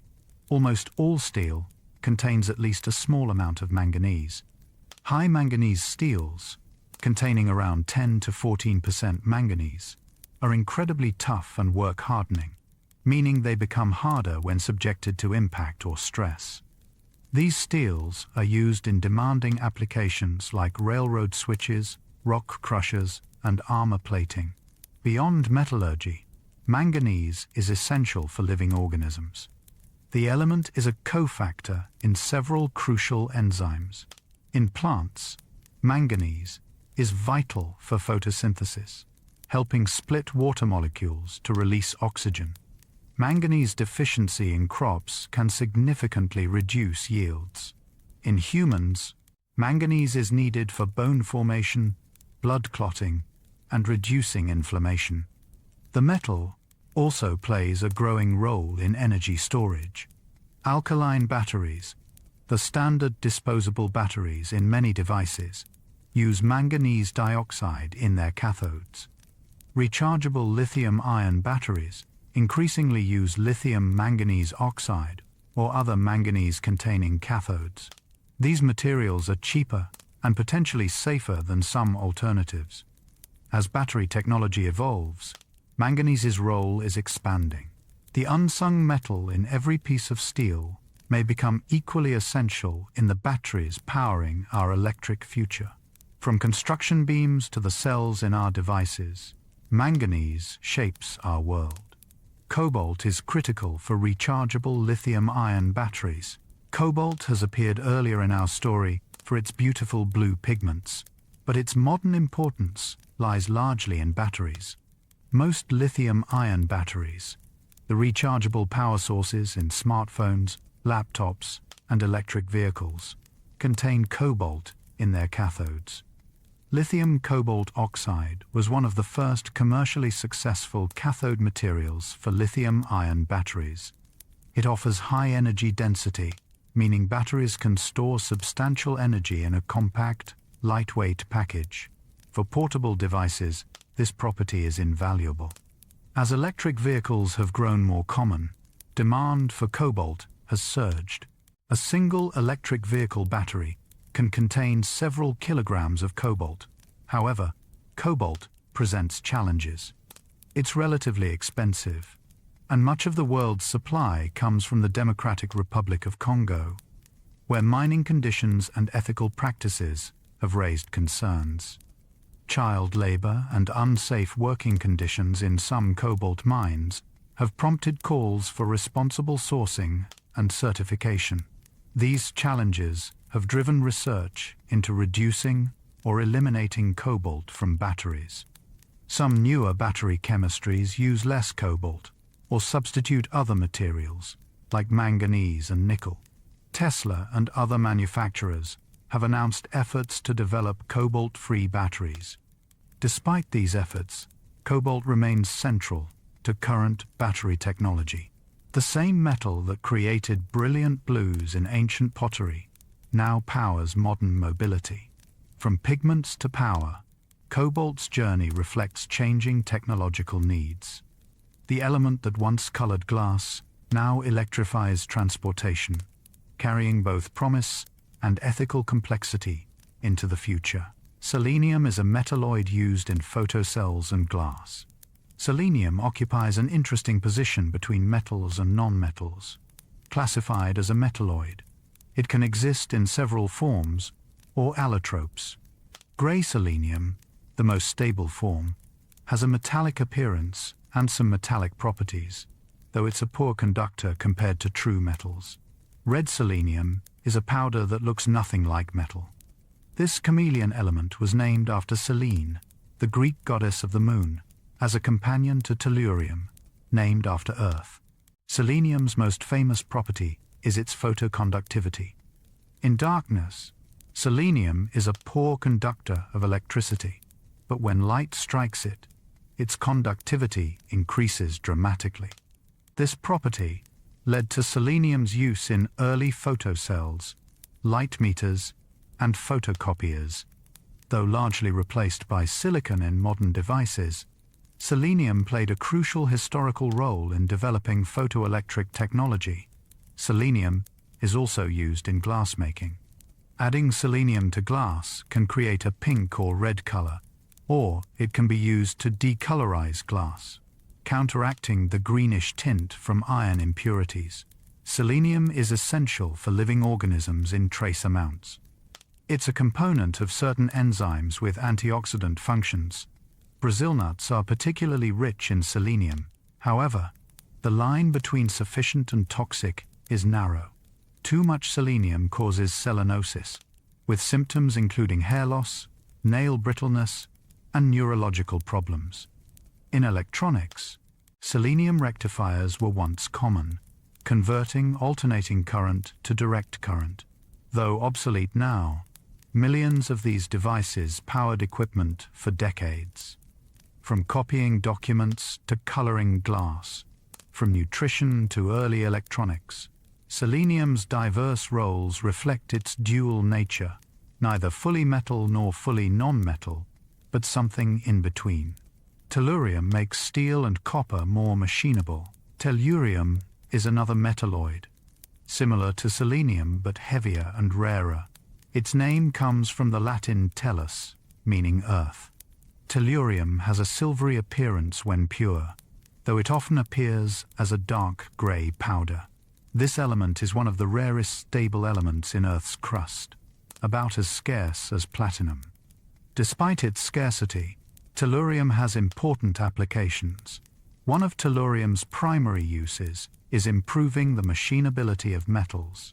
Adding small amounts of tellurium to steel or copper alloys makes them easier to machine. The tellurium forms tiny inclusions that act as chip breakers, causing metal to fracture cleanly during cutting operations, rather than forming long, stringy chips. This allows higher machining speeds and longer tool life. Tellurium copper alloys are particularly valuable for producing precise parts on high-speed automated equipment. Tellurium is also used in certain thermoelectric materials, substances that can convert heat directly into electricity, or vice versa. Bismuth telluride is one of the most common thermoelectric materials, used in solid-state cooling and power generation applications. These devices have no moving parts, making them reliable for specialized uses. In metallurgy, tellurium is added to lead to improve its strength and acid resistance, creating alloys used in chemical equipment and certain battery plates. Tellurium is used in some solar panels, particularly cadmium telluride thin-film solar cells, which offer a cost-effective alternative to silicon in certain applications. Interestingly, exposure to tellurium causes a distinctive garlic-like odor on the breath, as the body metabolizes it into dimethyl telluride. Workers in tellurium processing plants can recognize each other by this telltale sign. The earth element, rare and overlooked, quietly improves manufacturing and converts heat to electricity. Arsenic has a dark history, but useful applications. The word arsenic conjures images of poisonings and mystery novels. This element has indeed been used as a poison throughout history, earning a sinister reputation. Arsenic compounds are toxic because they interfere with cellular metabolism, particularly ATP production. Acute arsenic poisoning causes severe gastrointestinal symptoms, while chronic exposure leads to various cancers and other health problems. In the Victorian era, Arsenic was so commonly used in murder that it was called inheritance powder. However, arsenic is more than its dark legacy. This metalloid, which can appear grey and metallic, or yellow and non-metallic, depending on its form, has legitimate applications. Arsenic compounds are used in semiconductors. Gallium arsenide, mentioned earlier, is used in high-speed electronics, LEDs, and solar cells. Indium gallium arsenide is used in infrared detectors. These compounds are stable and not bioavailable like pure arsenic, making them safe in contained applications. Historically, arsenic compounds were used in pigments, creating vivid greens like Paris green and Scheele's green. These pigments, popular in the 19th century for wallpaper, fabrics, and paint, may have contributed to numerous poisonings, including possibly Napoleon Bonaparte's, though this remains debated. Arsenic was also used in medicine, despite its toxicity. Fowler's solution, containing potassium arsenite, was used to treat various ailments. Salvarsan, an arsenic compound, was the first effective treatment for syphilis. Modern medicine still uses arsenic trioxide to treat certain types of leukemia. Arsenic even has a role in agriculture. Organic arsenic compounds were used in poultry feed to prevent disease and improve growth, though this practice has been banned or phased out in many regions. The poison that haunts history has, paradoxically, also healed and enabled technology, a reminder that context and dose determine whether a substance harms or helps. Technetium is the first human-made element. Of all the elements on the periodic table, technetium holds a unique place. It is the lightest element that does not occur naturally in any significant quantity on Earth. Every atom of technetium that exists today has been created by humans or arrives from space in cosmic rays. The element's name reflects this, derived from the Greek teknetos, meaning artificial. In 1937, technetium became the first element to be artificially produced, filling a gap in the periodic table. Scientists had long noticed the absence of elements 43 and 61. Element 43 was created by bombarding molybdenum with deuterons in a cyclotron. This achievement proved that elements could be synthesized, not just discovered. Technetium is radioactive, with no stable isotopes. Its most stable isotope, technetium-98, has a half-life of over 4 million years. Despite its radioactivity and artificial nature, technetium has found important applications. The isotope technetium-99m, where M stands for metastable, is widely used in nuclear medicine. It's the most common radioactive tracer for diagnostic imaging. Technetium-99m has a convenient 6-hour half-life, long enough to perform scans, but short enough that radioactivity decays quickly afterward. It emits gamma rays that imaging equipment can detect, allowing doctors to visualize organs and tissues. Millions of medical procedures use technetium-based imaging each year. Technetium's radioactive properties have limited other applications, though it has been used in corrosion protection research. The fact that this artificial element has saved countless lives through medical imaging is a testament to human ingenuity. From cyclotrons to clinics, technetium bridges nuclear physics and medicine. Polonium is one of the most radioactive elements. Polonium is infamous as one of the most toxic and radioactive substances known. This metal, with no stable isotopes, was discovered by Marie and Pierre Curie in 1898. Marie named it after her native Poland, making a political statement as Poland was then partitioned and erased from maps. Polonium-210, the most common isotope, has a half-life of just over 138 days. Despite this brief existence, it's extraordinarily dangerous. Polonium is an alpha emitter, meaning it releases alpha particles. helium nuclei. Alpha particles don't penetrate deeply, stopped even by paper or skin. But if polonium is inhaled, ingested, or enters the body through a wound, it delivers devastating internal radiation. A single microgram of polonium, a barely visible speck, can be lethal. Polonium's intense radioactivity causes it to glow faintly blue in the dark, and any container holding it becomes warm from the energy released. This property led to one of polonium's few applications: heat sources in spacecraft. Early space missions used polonium-fueled radioisotope heaters to keep instruments warm in the cold of space.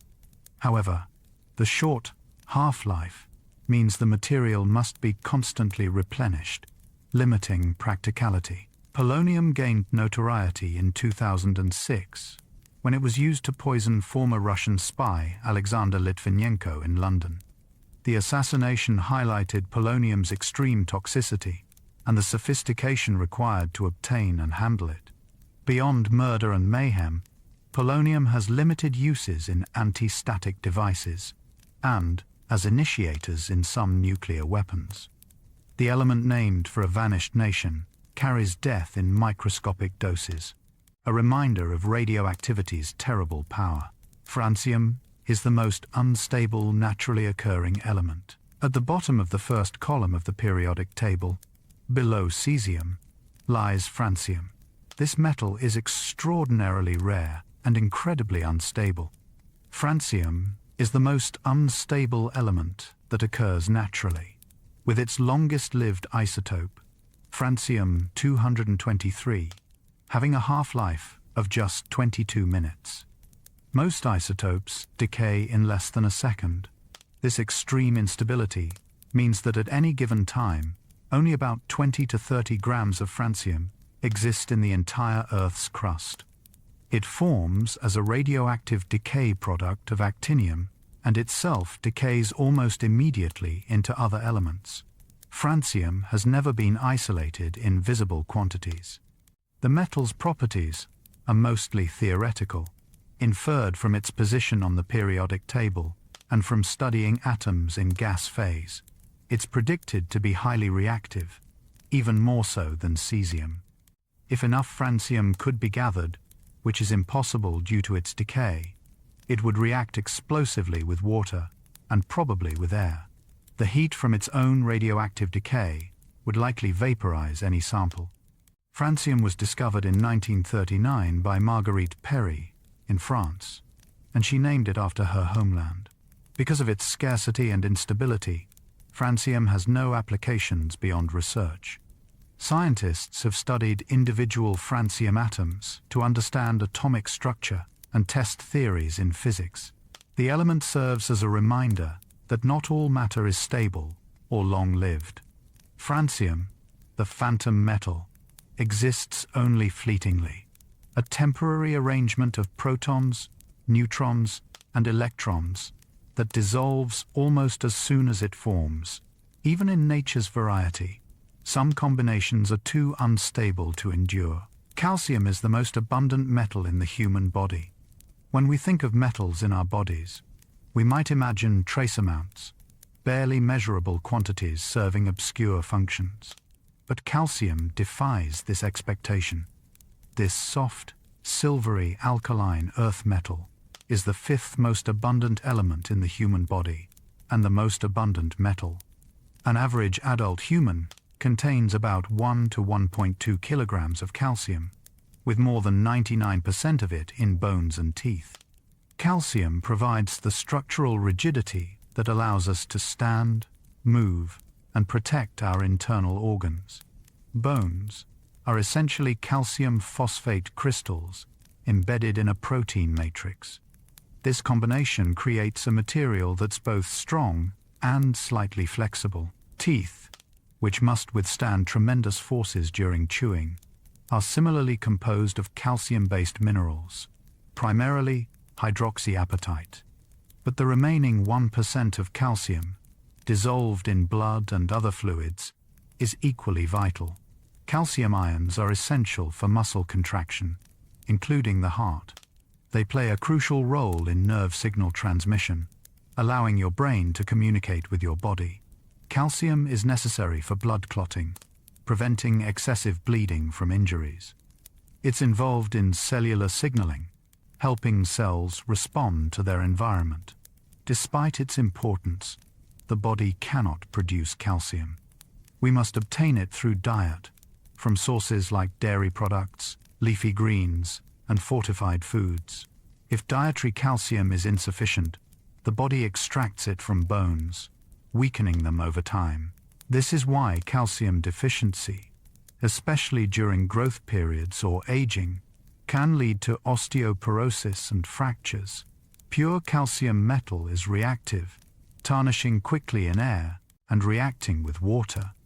But, in its ionic form, bound in compounds, calcium literally holds us together, a metal framework beneath flesh, enabling every movement and thought. Barium is used in medical imaging of the digestive system. Barium is a soft, silvery, alkaline earth metal that reacts readily with air and water. In its pure form, it's quite reactive and must be stored carefully. But barium compounds have found an important medical application. Barium sulfate, a white powder that is insoluble in water and body fluids, is used as a contrast agent in X-ray imaging of the digestive system. X-rays pass easily through soft tissues, making them appear similar on radiographs. Bones, being dense and containing calcium, block X-rays and show up clearly. But the stomach, intestines, and other digestive organs are difficult to visualize. This is where barium sulfate enters. Patients drink a barium sulfate suspension, often called a barium meal or barium swallow, or it's administered as an enema. The barium coats the lining of the digestive tract. Because barium is dense and blocks X-rays, the coated organs show up clearly on radiographs. This allows doctors to see the shape and function of the esophagus, stomach, and intestines, identifying ulcers, tumors, strictures, and other abnormalities. Barium sulfate's lack of solubility is crucial. Soluble barium compounds are toxic, as barium ions interfere with cellular processes, particularly muscle function. Barium poisoning can cause heart problems, paralysis, and death. But barium sulfate remains inert as it passes through the digestive system, making it safe for patients. After the examination, the body eliminates the barium naturally. Beyond medicine, barium compounds are used in oil and gas drilling fluids, as pigments providing brightness in paints and papers, and in fireworks, where barium creates brilliant green colors. The reactive metal that must be handled with care becomes a diagnostic tool that illuminates hidden ailments, helping doctors see what the eye cannot. Strontium creates brilliant red colors in fireworks. When fireworks burst across the night sky in deep, brilliant red, you're likely seeing strontium at work. This soft, silvery, alkaline earth metal, when heated, emits intense red light at specific wavelengths. Strontium compounds, particularly strontium carbonate and strontium nitrate, are the primary chemicals used to create red in fireworks and flares. The element was discovered in the Scottish village of Strontian, from which it takes its name. Strontium is chemically similar to calcium and barium, sitting between them on the periodic table. Like them, it's reactive and never found in pure form in nature. Strontium occurs in minerals like celestite and strontianite. Beyond fireworks, strontium has other applications. Strontium oxide was historically used in cathode ray tube television screens, where it absorbed X-rays produced inside the tubes, protecting viewers. Though CRT TVs are largely obsolete, millions of old sets still contain strontium. Strontium is also used in certain glasses and ceramics. Strontium titanate is used in synthetic gemstones, sometimes called fabulite, which have brilliance exceeding diamonds. though they lack diamond's hardness. Radioactive strontium-90, a byproduct of nuclear fission, is unfortunately well known. Released during nuclear accidents and weapons testing, strontium-90 is hazardous because it chemically resembles calcium. The body incorporates it into bones, where it delivers damaging radiation. This isotope was a major concern during the Cold War era of atmospheric nuclear testing. Today, that red glow in holiday fireworks is a safer side of strontium, a metal that can create beauty or danger depending on which isotope and how it's used. The element from a small Scottish village lights up celebrations worldwide. Rubidium ignites spontaneously in air.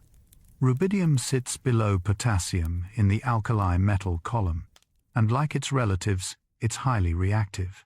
In fact, rubidium is so reactive that it ignites spontaneously when exposed to air. It must be stored under oil or in vacuum-sealed containers. The metal is soft, with a silvery appearance when freshly cut, but tarnishes almost instantly as it reacts with moisture and oxygen. If you were to drop rubidium into water, the reaction would be violent, similar to cesium, though slightly less explosive. Rubidium's name comes from the Latin rubidus, meaning deepest red. When vaporized in a flame, rubidium produces a distinctive red-violet color, which is how it was discovered spectroscopically in 1861. Despite its reactivity, or perhaps because of its unique properties, rubidium has found modern applications. Rubidium is used in atomic clocks, though less commonly than cesium. Rubidium clocks are smaller and less expensive than cesium clocks, while still offering excellent accuracy. They're used in telecommunications and GPS systems. Rubidium vapor is used in magnetometers, devices that measure magnetic field strength, useful in mineral exploration and submarine detection. Perhaps most excitingly, rubidium was used to create the first Bose-Einstein condensate in 1995. By cooling rubidium atoms to temperatures within a millionth of a degree above absolute zero, scientists created a new state of matter where atoms lose their individual identities and behave as a single quantum entity. This achievement earned the Nobel Prize in Physics in 2001. Rubidium has also been investigated for biomedical imaging and as a potential treatment for depression, as it may have mood-stabilizing properties similar to lithium. The metal that bursts into flame in air has helped us understand the quantum realm and keeps our communications synchronized. From Victorian spectroscopes to quantum mechanics, rubidium's journey continues. Potassium reacts vigorously with water and produces purple flames. Potassium is an alkali metal, soft enough to cut with a knife and highly reactive. In nature, potassium is always found in compounds, never as pure metal. When isolated, potassium has a silvery appearance, but tarnishes within seconds in air. The metal reacts violently with water, producing hydrogen gas and potassium hydroxide. The reaction generates enough heat to ignite the hydrogen, producing a distinctive lilac or light purple flame. This flame color is so characteristic that it's used to identify potassium in qualitative analysis. Potassium's reactivity means it must be stored under oil or in an inert atmosphere. Despite the danger of pure potassium, its compounds are essential for life. Potassium ions are crucial for nerve function, muscle contraction, and maintaining proper fluid balance in cells. Along with sodium, potassium creates the electrical gradients that allow neurons to transmit signals. Your heart's rhythm depends on carefully balanced potassium levels. Too much or too little can cause cardiac problems. We obtain potassium from foods like bananas, potatoes, spinach, and beans.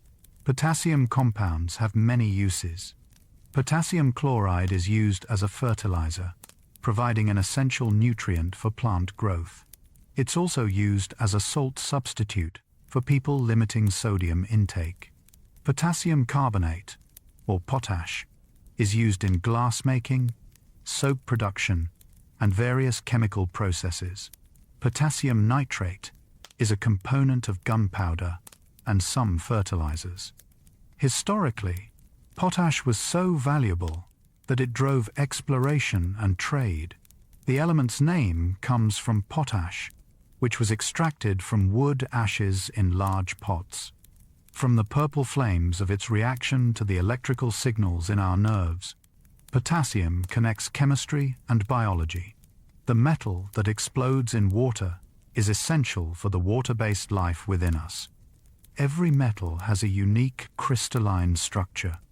When you hold a piece of metal, it feels solid and uniform.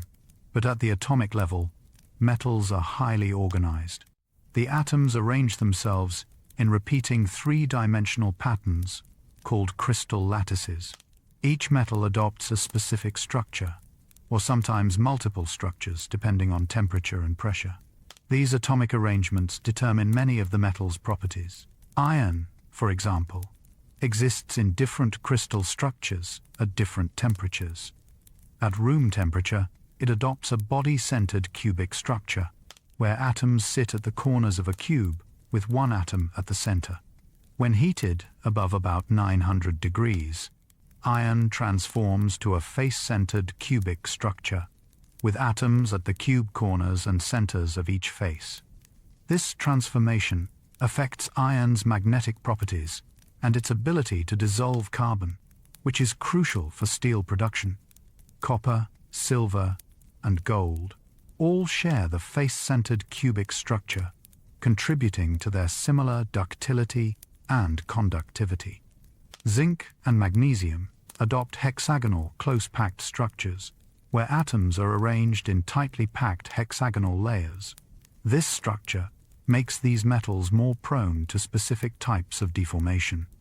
Understanding crystal structures allows metallurgists to predict and control how metals behave. Heat treatments, alloying, and mechanical working can manipulate these structures, creating materials with desired properties. The grain structure within a metal, how different crystal regions are oriented, also affects strength and durability. Under a microscope, polished and etched metal surfaces reveal these grains, looking like a map of tiny territories. Each shiny piece of metal is not uniform but a complex landscape of crystals, invisibly organized, giving the material its character. Metals are excellent conductors because of free electrons. Why do metals conduct electricity and heat so well? The answer lies in their electronic structure. In most materials, electrons are tightly bound to atoms, unable to move freely. But in metals, something special happens. The outermost electrons of metal atoms are loosely held, able to detach and move throughout the material.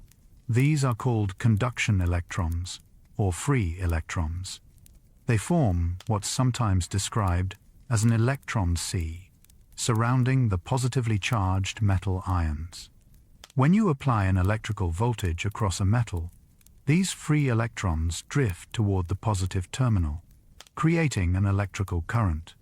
The abundance of mobile electrons means metals can carry large currents with relatively little resistance. This is why copper and aluminum are used for electrical wiring. The same free electrons also conduct heat. When one end of a metal rod is heated, the electrons there gain energy and move faster. As they travel through the material, they collide with other electrons and atoms, transferring energy.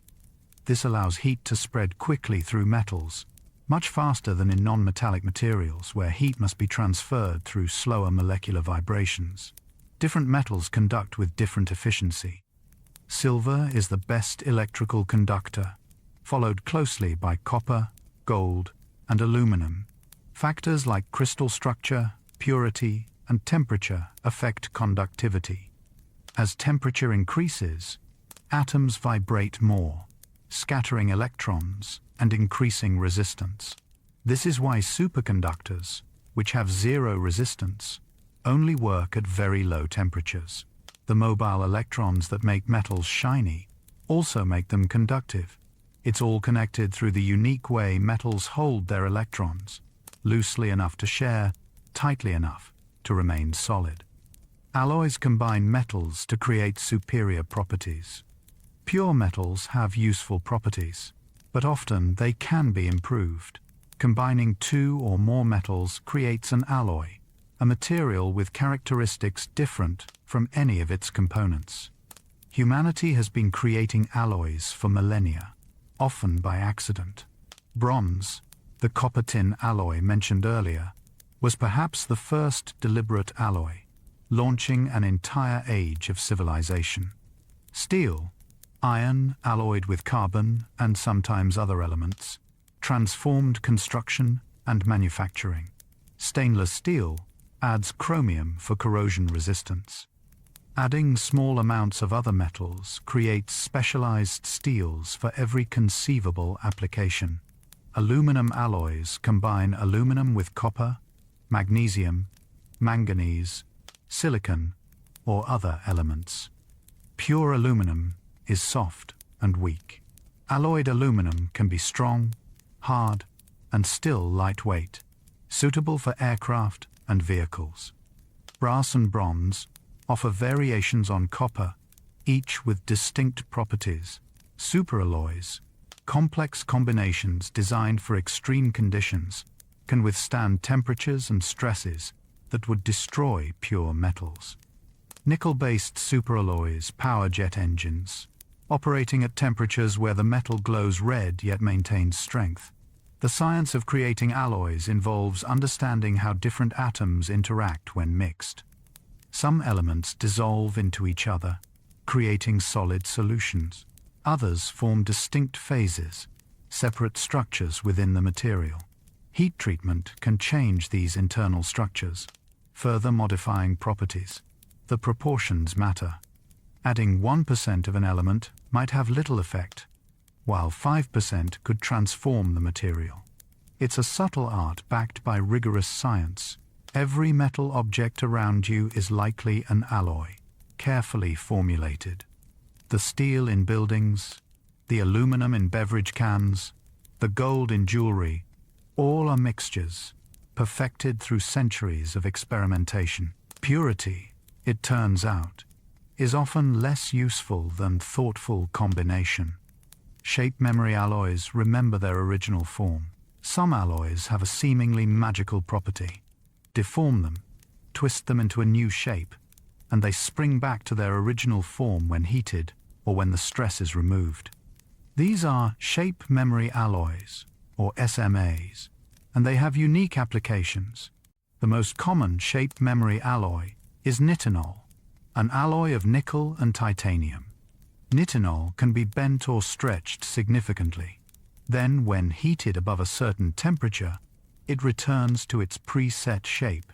This transformation occurs because the alloy exists in two different crystal structures at different temperatures. The low-temperature form is easily deformed. When heated, it transforms to the high-temperature form, which snaps back to its memory shape. Shape memory alloys are used in medical devices. Nitinol stents, tiny mesh tubes used to keep blood vessels open, can be compressed for insertion through a catheter. Once positioned, body heat causes them to expand to their preset size, holding the vessel open.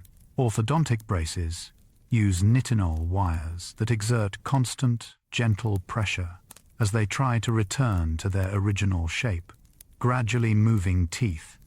Beyond medicine, SMAs find use in eyeglass frames that are durable and flexible, in actuators that move when heated, and in aerospace applications.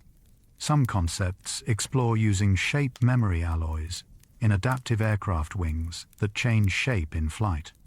The alloys can also demonstrate superelasticity, able to undergo large deformations and recover without heating, making them ideal for applications requiring flexibility and resilience.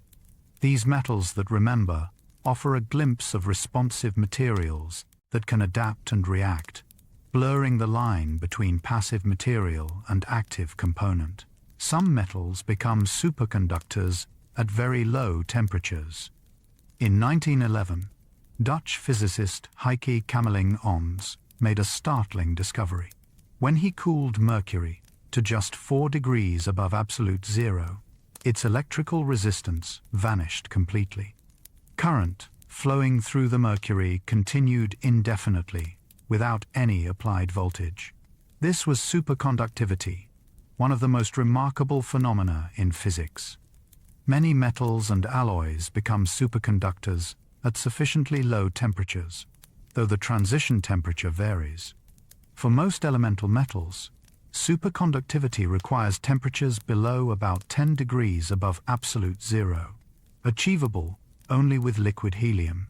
This limitation restricted practical applications for decades. Superconductors have two key properties. Zero electrical resistance means current flows without energy loss. Perfect diamagnetism, called the Meissner effect, means superconductors expel magnetic fields, causing magnets to levitate above them. This levitation is visually striking and has practical implications. The search for high-temperature superconductors, materials that superconduct at more accessible temperatures, has been ongoing. Discoveries of ceramic compounds that superconduct above liquid nitrogen temperature, 77 degrees above absolute zero, enabled broader applications. Superconducting magnets in MRI machines, particle accelerators, and magnetic levitation trains rely on these materials. Superconductivity arises from quantum mechanical effects.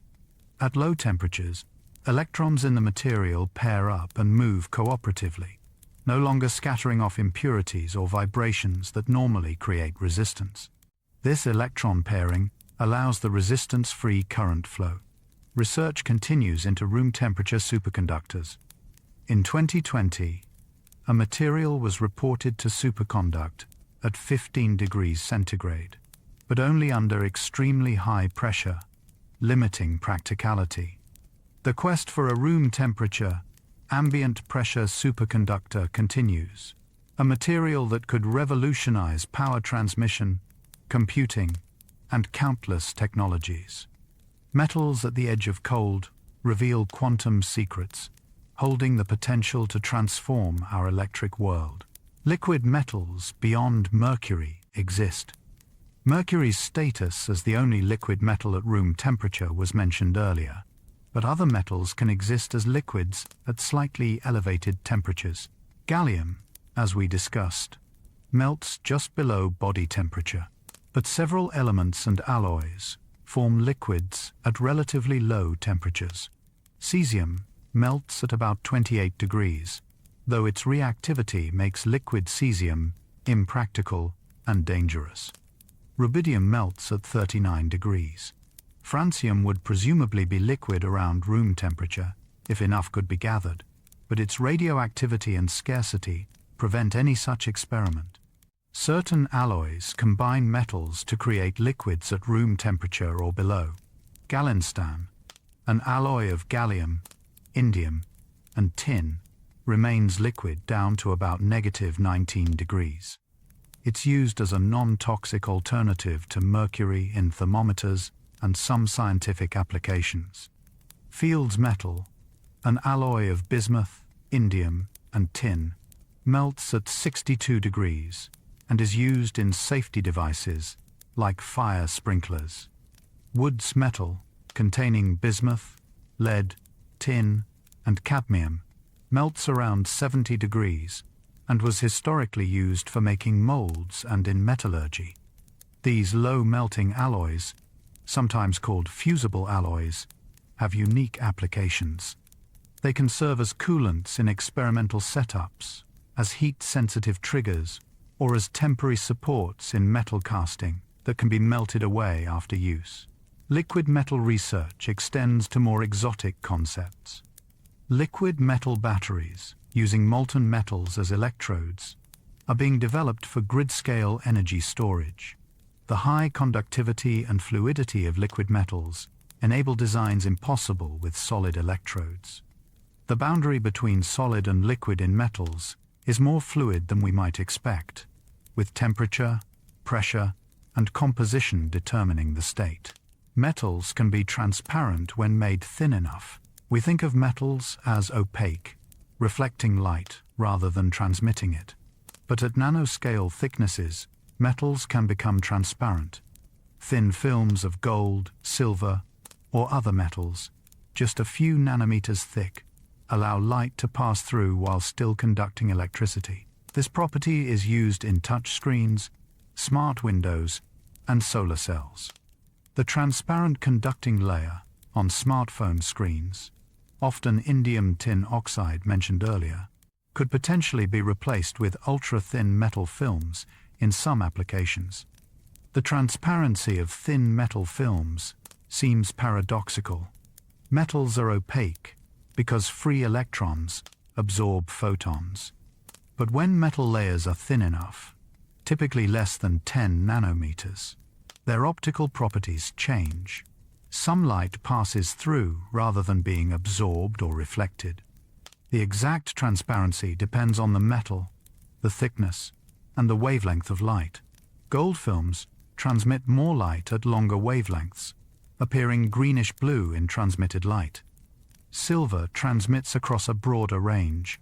These metal films are used in low emissivity windows, which reflect infrared heat while allowing visible light through. This improves building energy efficiency. They're used in some thin-film solar cells and as transparent electrodes in organic LEDs.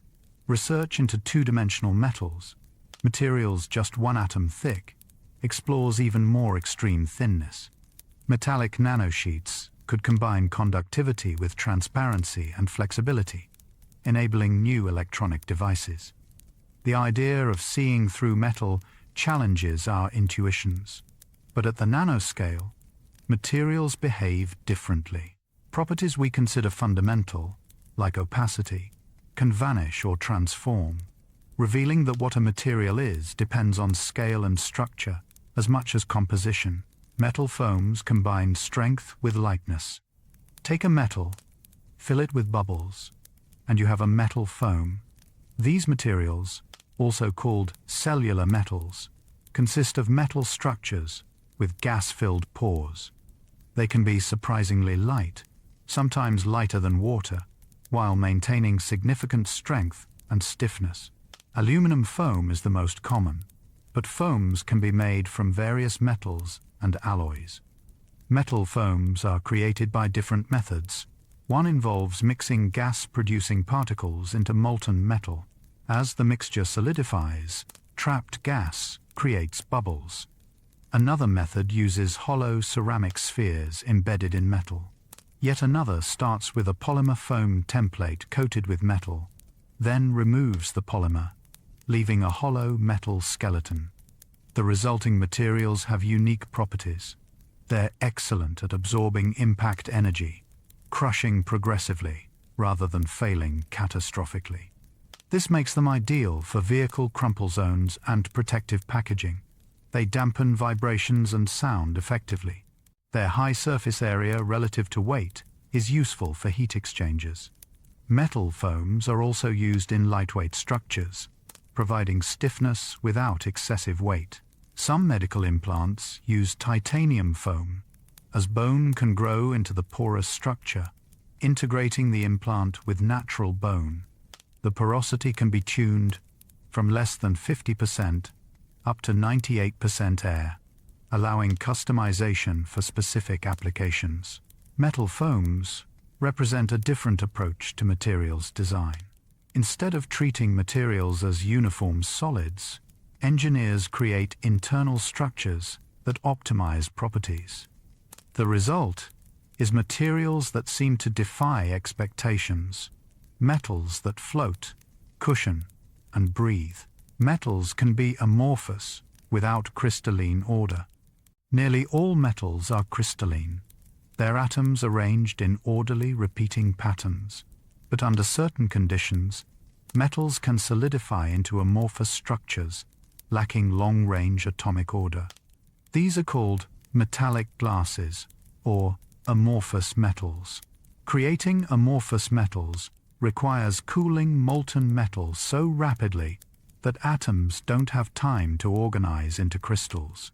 Cooling rates of millions of degrees per second were initially needed, producing only thin ribbons or tiny samples. More recently, bulk metallic glasses have been developed that can form larger pieces at slower cooling rates. These materials, typically complex alloys, resist crystallization better. Amorphous metals have interesting properties. Without grain boundaries and dislocations, the defects that weaken crystalline metals, metallic glasses can be extremely strong. They also have high hardness and excellent corrosion resistance. Some are more elastic than crystalline metals, able to flex more before permanently deforming. However, they can be brittle, fracturing suddenly under stress rather than bending. Applications include sporting goods like golf club heads and tennis rackets, where the material's strength and elasticity provide performance advantages. Metallic glasses are used in some electronic casings, leveraging their strength and ability to be cast into complex shapes. They're being explored for medical implants, precision gears, and protective coatings. The challenge with metallic glasses is manufacturing. Producing large, defect-free pieces remains difficult and expensive, but research continues, seeking compositions and processes that make these materials more practical. Amorphous metals remind us that order is not necessary for solidity. Atoms frozen in disarray can create materials with properties unattainable in crystals, expanding the possibilities of what metal can be. Pure metals are softer than alloys. If you were to handle pure gold, you might be surprised by its softness. Pure gold, called 24 karat, is soft enough to be scratched with a fingernail. Pure copper is similarly malleable, easily bent. This softness limits the usefulness of pure metals for many applications. The reason for this softness lies in crystal structure. In a pure metal, all atoms are identical and fit together uniformly. When stress is applied, planes of atoms can slide past each other relatively easily, causing the metal to deform. This makes pure metals ductile but weak. Alloying introduces atoms of different sizes into the structure. These foreign atoms create obstacles that prevent atomic planes from sliding smoothly. Imagine trying to slide books across a table where someone has placed random objects in the way. The irregularities increase strength and hardness. This effect, called solid solution strengthening, is one reason alloys are stronger than pure metals. Other strengthening mechanisms in alloys include forming small particles of secondary phases that block dislocation movement, or creating grain boundaries that impede deformation. The trade-off is that increased strength often reduces ductility. Very hard alloys can be brittle. Metallurgists balance these properties, creating materials with the right combination of strength, hardness, ductility, and toughness for each application. The softness of pure metals is why gold jewelry is typically 18 karat or 14 karat, mixed with copper, silver, or other metals for durability. Sterling silver contains 7.5% copper. Even platinum jewelry often includes small amounts of other metals. The metals we use daily are rarely pure, improved through mixing, stronger together than alone. Work hardening makes metals stronger through deformation. You might think that deforming a metal weakens it, and in some ways that's true. But there's a paradox. Cold working a metal, deforming it at temperatures below its recrystallization temperature, actually makes it stronger and harder. This is called work hardening, or strain hardening. When you bend or hammer a metal, you're creating defects in its crystal structure called dislocations. These are places where the regular atomic pattern is disrupted. As deformation continues, the density of dislocations increases. These defects interfere with each other, making further deformation more difficult. The metal becomes harder to bend, requiring more force. Blacksmiths have known this for centuries. Hammering a sword blade not only shapes it, but hardens it. The repeated impacts create a tougher material. Modern manufacturing uses work hardening intentionally. Cold rolling metal sheets makes them stronger. Drawing wire through progressively smaller dies, work hardens it, increasing tensile strength. However, work hardening has limits. Excessive deformation can make metal so hard it becomes brittle and prone to cracking.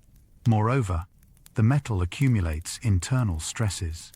To relieve these stresses and restore ductility, metals can be annealed, heated, to allow atoms to reorganize into less stressed configurations. This softens the metal, allowing further shaping if needed. The cycle of deformation and annealing can be repeated, allowing complex shapes to be formed. Work hardening connects to the fundamental nature of crystal defects.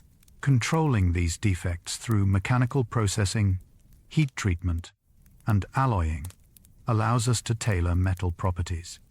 The interplay between strength and ductility, between deformation and recovery, gives us the materials that build our world. Some metals can heal their own cracks.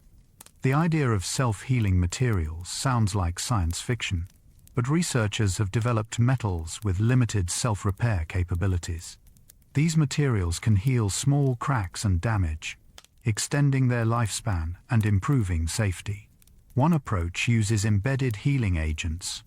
Microcapsules, or hollow channels within the metal, contain liquid metal or other healing compounds. When a crack forms, it ruptures these capsules, releasing the healing agent into the crack. The agent flows into the damage, solidifies, and restores continuity. This is similar to how human skin bleeds and clots to seal wounds. Another approach relies on atomic diffusion. At elevated temperatures, atoms can move and rearrange. If a crack forms, heating the material allows atoms to migrate into the crack, gradually closing it. This requires elevated temperatures and time, limiting practicality for many applications. Some advanced alloys undergo phase transformations when stressed. The stress of a forming crack triggers a transformation that creates compressive stresses, arresting crack growth. This isn't true healing, but can prevent catastrophic failure. True self-healing metals remain largely experimental. The mechanisms are complex. Healing is often incomplete, and only small-scale damage can be addressed. But the potential is tantalizing.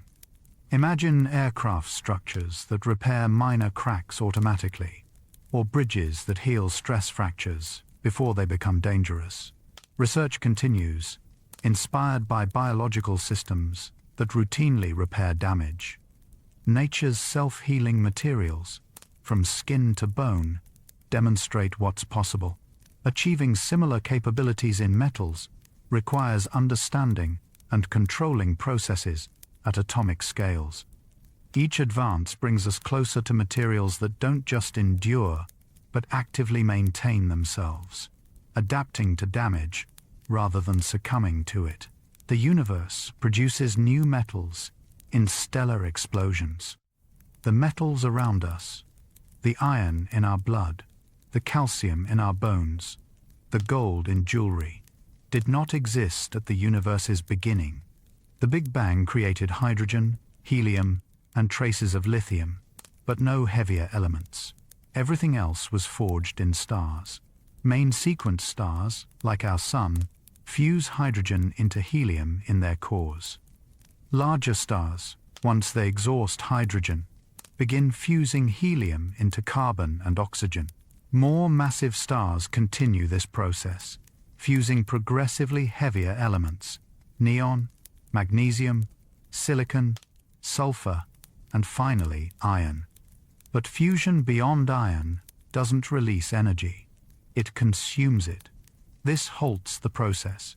For elements heavier than iron to form, extreme conditions are needed. When massive stars exhaust their fuel, they collapse catastrophically, then rebound in supernova explosions. The energies involved are so immense that heavy elements are created through rapid neutron capture, a process called the R process. Neutrons bombard existing nuclei, creating heavier and heavier elements in seconds. Similarly, when neutron stars collide, the merger creates conditions where heavy elements like gold, platinum, and uranium form. Observations of neutron star collisions have confirmed these events as the primary source of the heaviest elements. The metals in your hands were literally created in stellar cataclysms, scattered across space, eventually coalescing into new stars, planets, and ultimately, us. We are, as Carl Sagan said, star stuff, made of elements forged in the hearts of ancient stars. Every metal has a cosmic origin story, a journey from nuclear furnace to Earth, from stardust to civilization. Conclusion: the quiet beauty of metals. And so, dear listener, our journey through the world of metals comes to a gentle close. From the gold that captivated ancient civilizations to the lithium powering modern devices, from the iron supporting our structures to the rare earths enabling our technologies, we have explored elements that shape our world in countless ways. We have seen metals that melt in your hand and those that withstand temperatures hotter than lava, metals that burst into flame and those that resist all corrosion, metals from deep within Earth and those forged in the hearts of dying stars. Metals are everywhere, in the wires carrying electricity through our homes, in the vehicles transporting us, in the buildings sheltering us, even within our own bodies where they enable the chemistry of life. They conduct, they strengthen, they protect, and they connect. Some are beautiful, prized for their luster and rarity. Others work invisibly, essential but unseen. Together, they form the material foundation of civilization. The story of metals is also humanity's story. Our ages have been named for them: Bronze Age, Iron Age, marking the transformations they enabled. Our technologies depend on them, from ancient tools to modern electronics. Our future will be shaped by them as we develop new alloys, discover new applications, and perhaps even mine metals from asteroids beyond Earth. As you lie here, letting your breath slow and your mind settle, consider the metals around you, the device you may have used today, the building protecting you, the utensils you ate with. All owe their existence to these remarkable elements. Metals bridge the microscopic world of atoms and the everyday world we inhabit. They connect ancient stars to modern cities, deep earth to high technology, practical necessity to aesthetic beauty. Each metal, from the most common to the rarest, has its own character, its own properties, its own history. Some we have known for millennia, others we discovered only recently. Some we mine from deep underground, others we create in laboratories. But all share the essential nature of metals, that unique combination of properties that makes them so useful, so versatile, so central to our lives. The atoms within metals, arranged in their crystalline patterns, vibrating with thermal energy, sharing electrons in their metallic bonds, create the strength and conductivity we depend on. At room temperature, most metals sit solid and still, their atoms locked in place yet ready to conduct heat and electricity, ready to be shaped and formed, ready to serve. And now, as our exploration draws to a close, let the quiet presence of these elements bring you peace. Imagine the copper in your walls, silently carrying electrical signals. Picture the steel beams in buildings, patiently bearing loads. Envision the aluminum in aircraft, light but strong, carrying passengers across continents. Think of the calcium in your bones, giving you structure and support with every breath you take. The world of metals is both vast and intimate, both ancient and ever new. From the gold mask of Tutankhamun gleaming through millennia to the latest titanium alloy in a spacecraft, metals endure and adapt. They are transformed by fire, shaped by pressure, combined in countless ways, yet remain fundamentally themselves, elements from the periodic table, each with its own atomic identity. As you drift towards sleep, let go of the details and simply rest in the knowledge that metals are all around, supporting and enabling, working quietly and reliably. They ask nothing. They simply are, performing their functions through the laws of chemistry and physics. There is something deeply calming in this reliability, in the predictable properties of elements, in the way copper always conducts, gold always resists tarnish, iron always strengthens when alloyed with carbon. The metals we have explored tonight will still be here tomorrow and the next day, and for centuries to come. They weather and age, they corrode and transform, but they endure.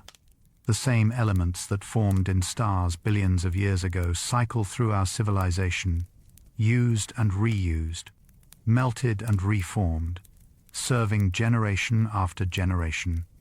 Let this continuity bring you comfort. The metals that built ancient Rome and modern cities, that armed warriors and healed patients, that decorated kings and empower everyone, they persist. In their persistence, they offer a kind of permanence in an ever-changing world. Close your eyes now and breathe deeply. Feel the stillness settling over you like a soft blanket. Imagine you are surrounded by a world of metal, strong and protective, conducting and connecting, holding everything together.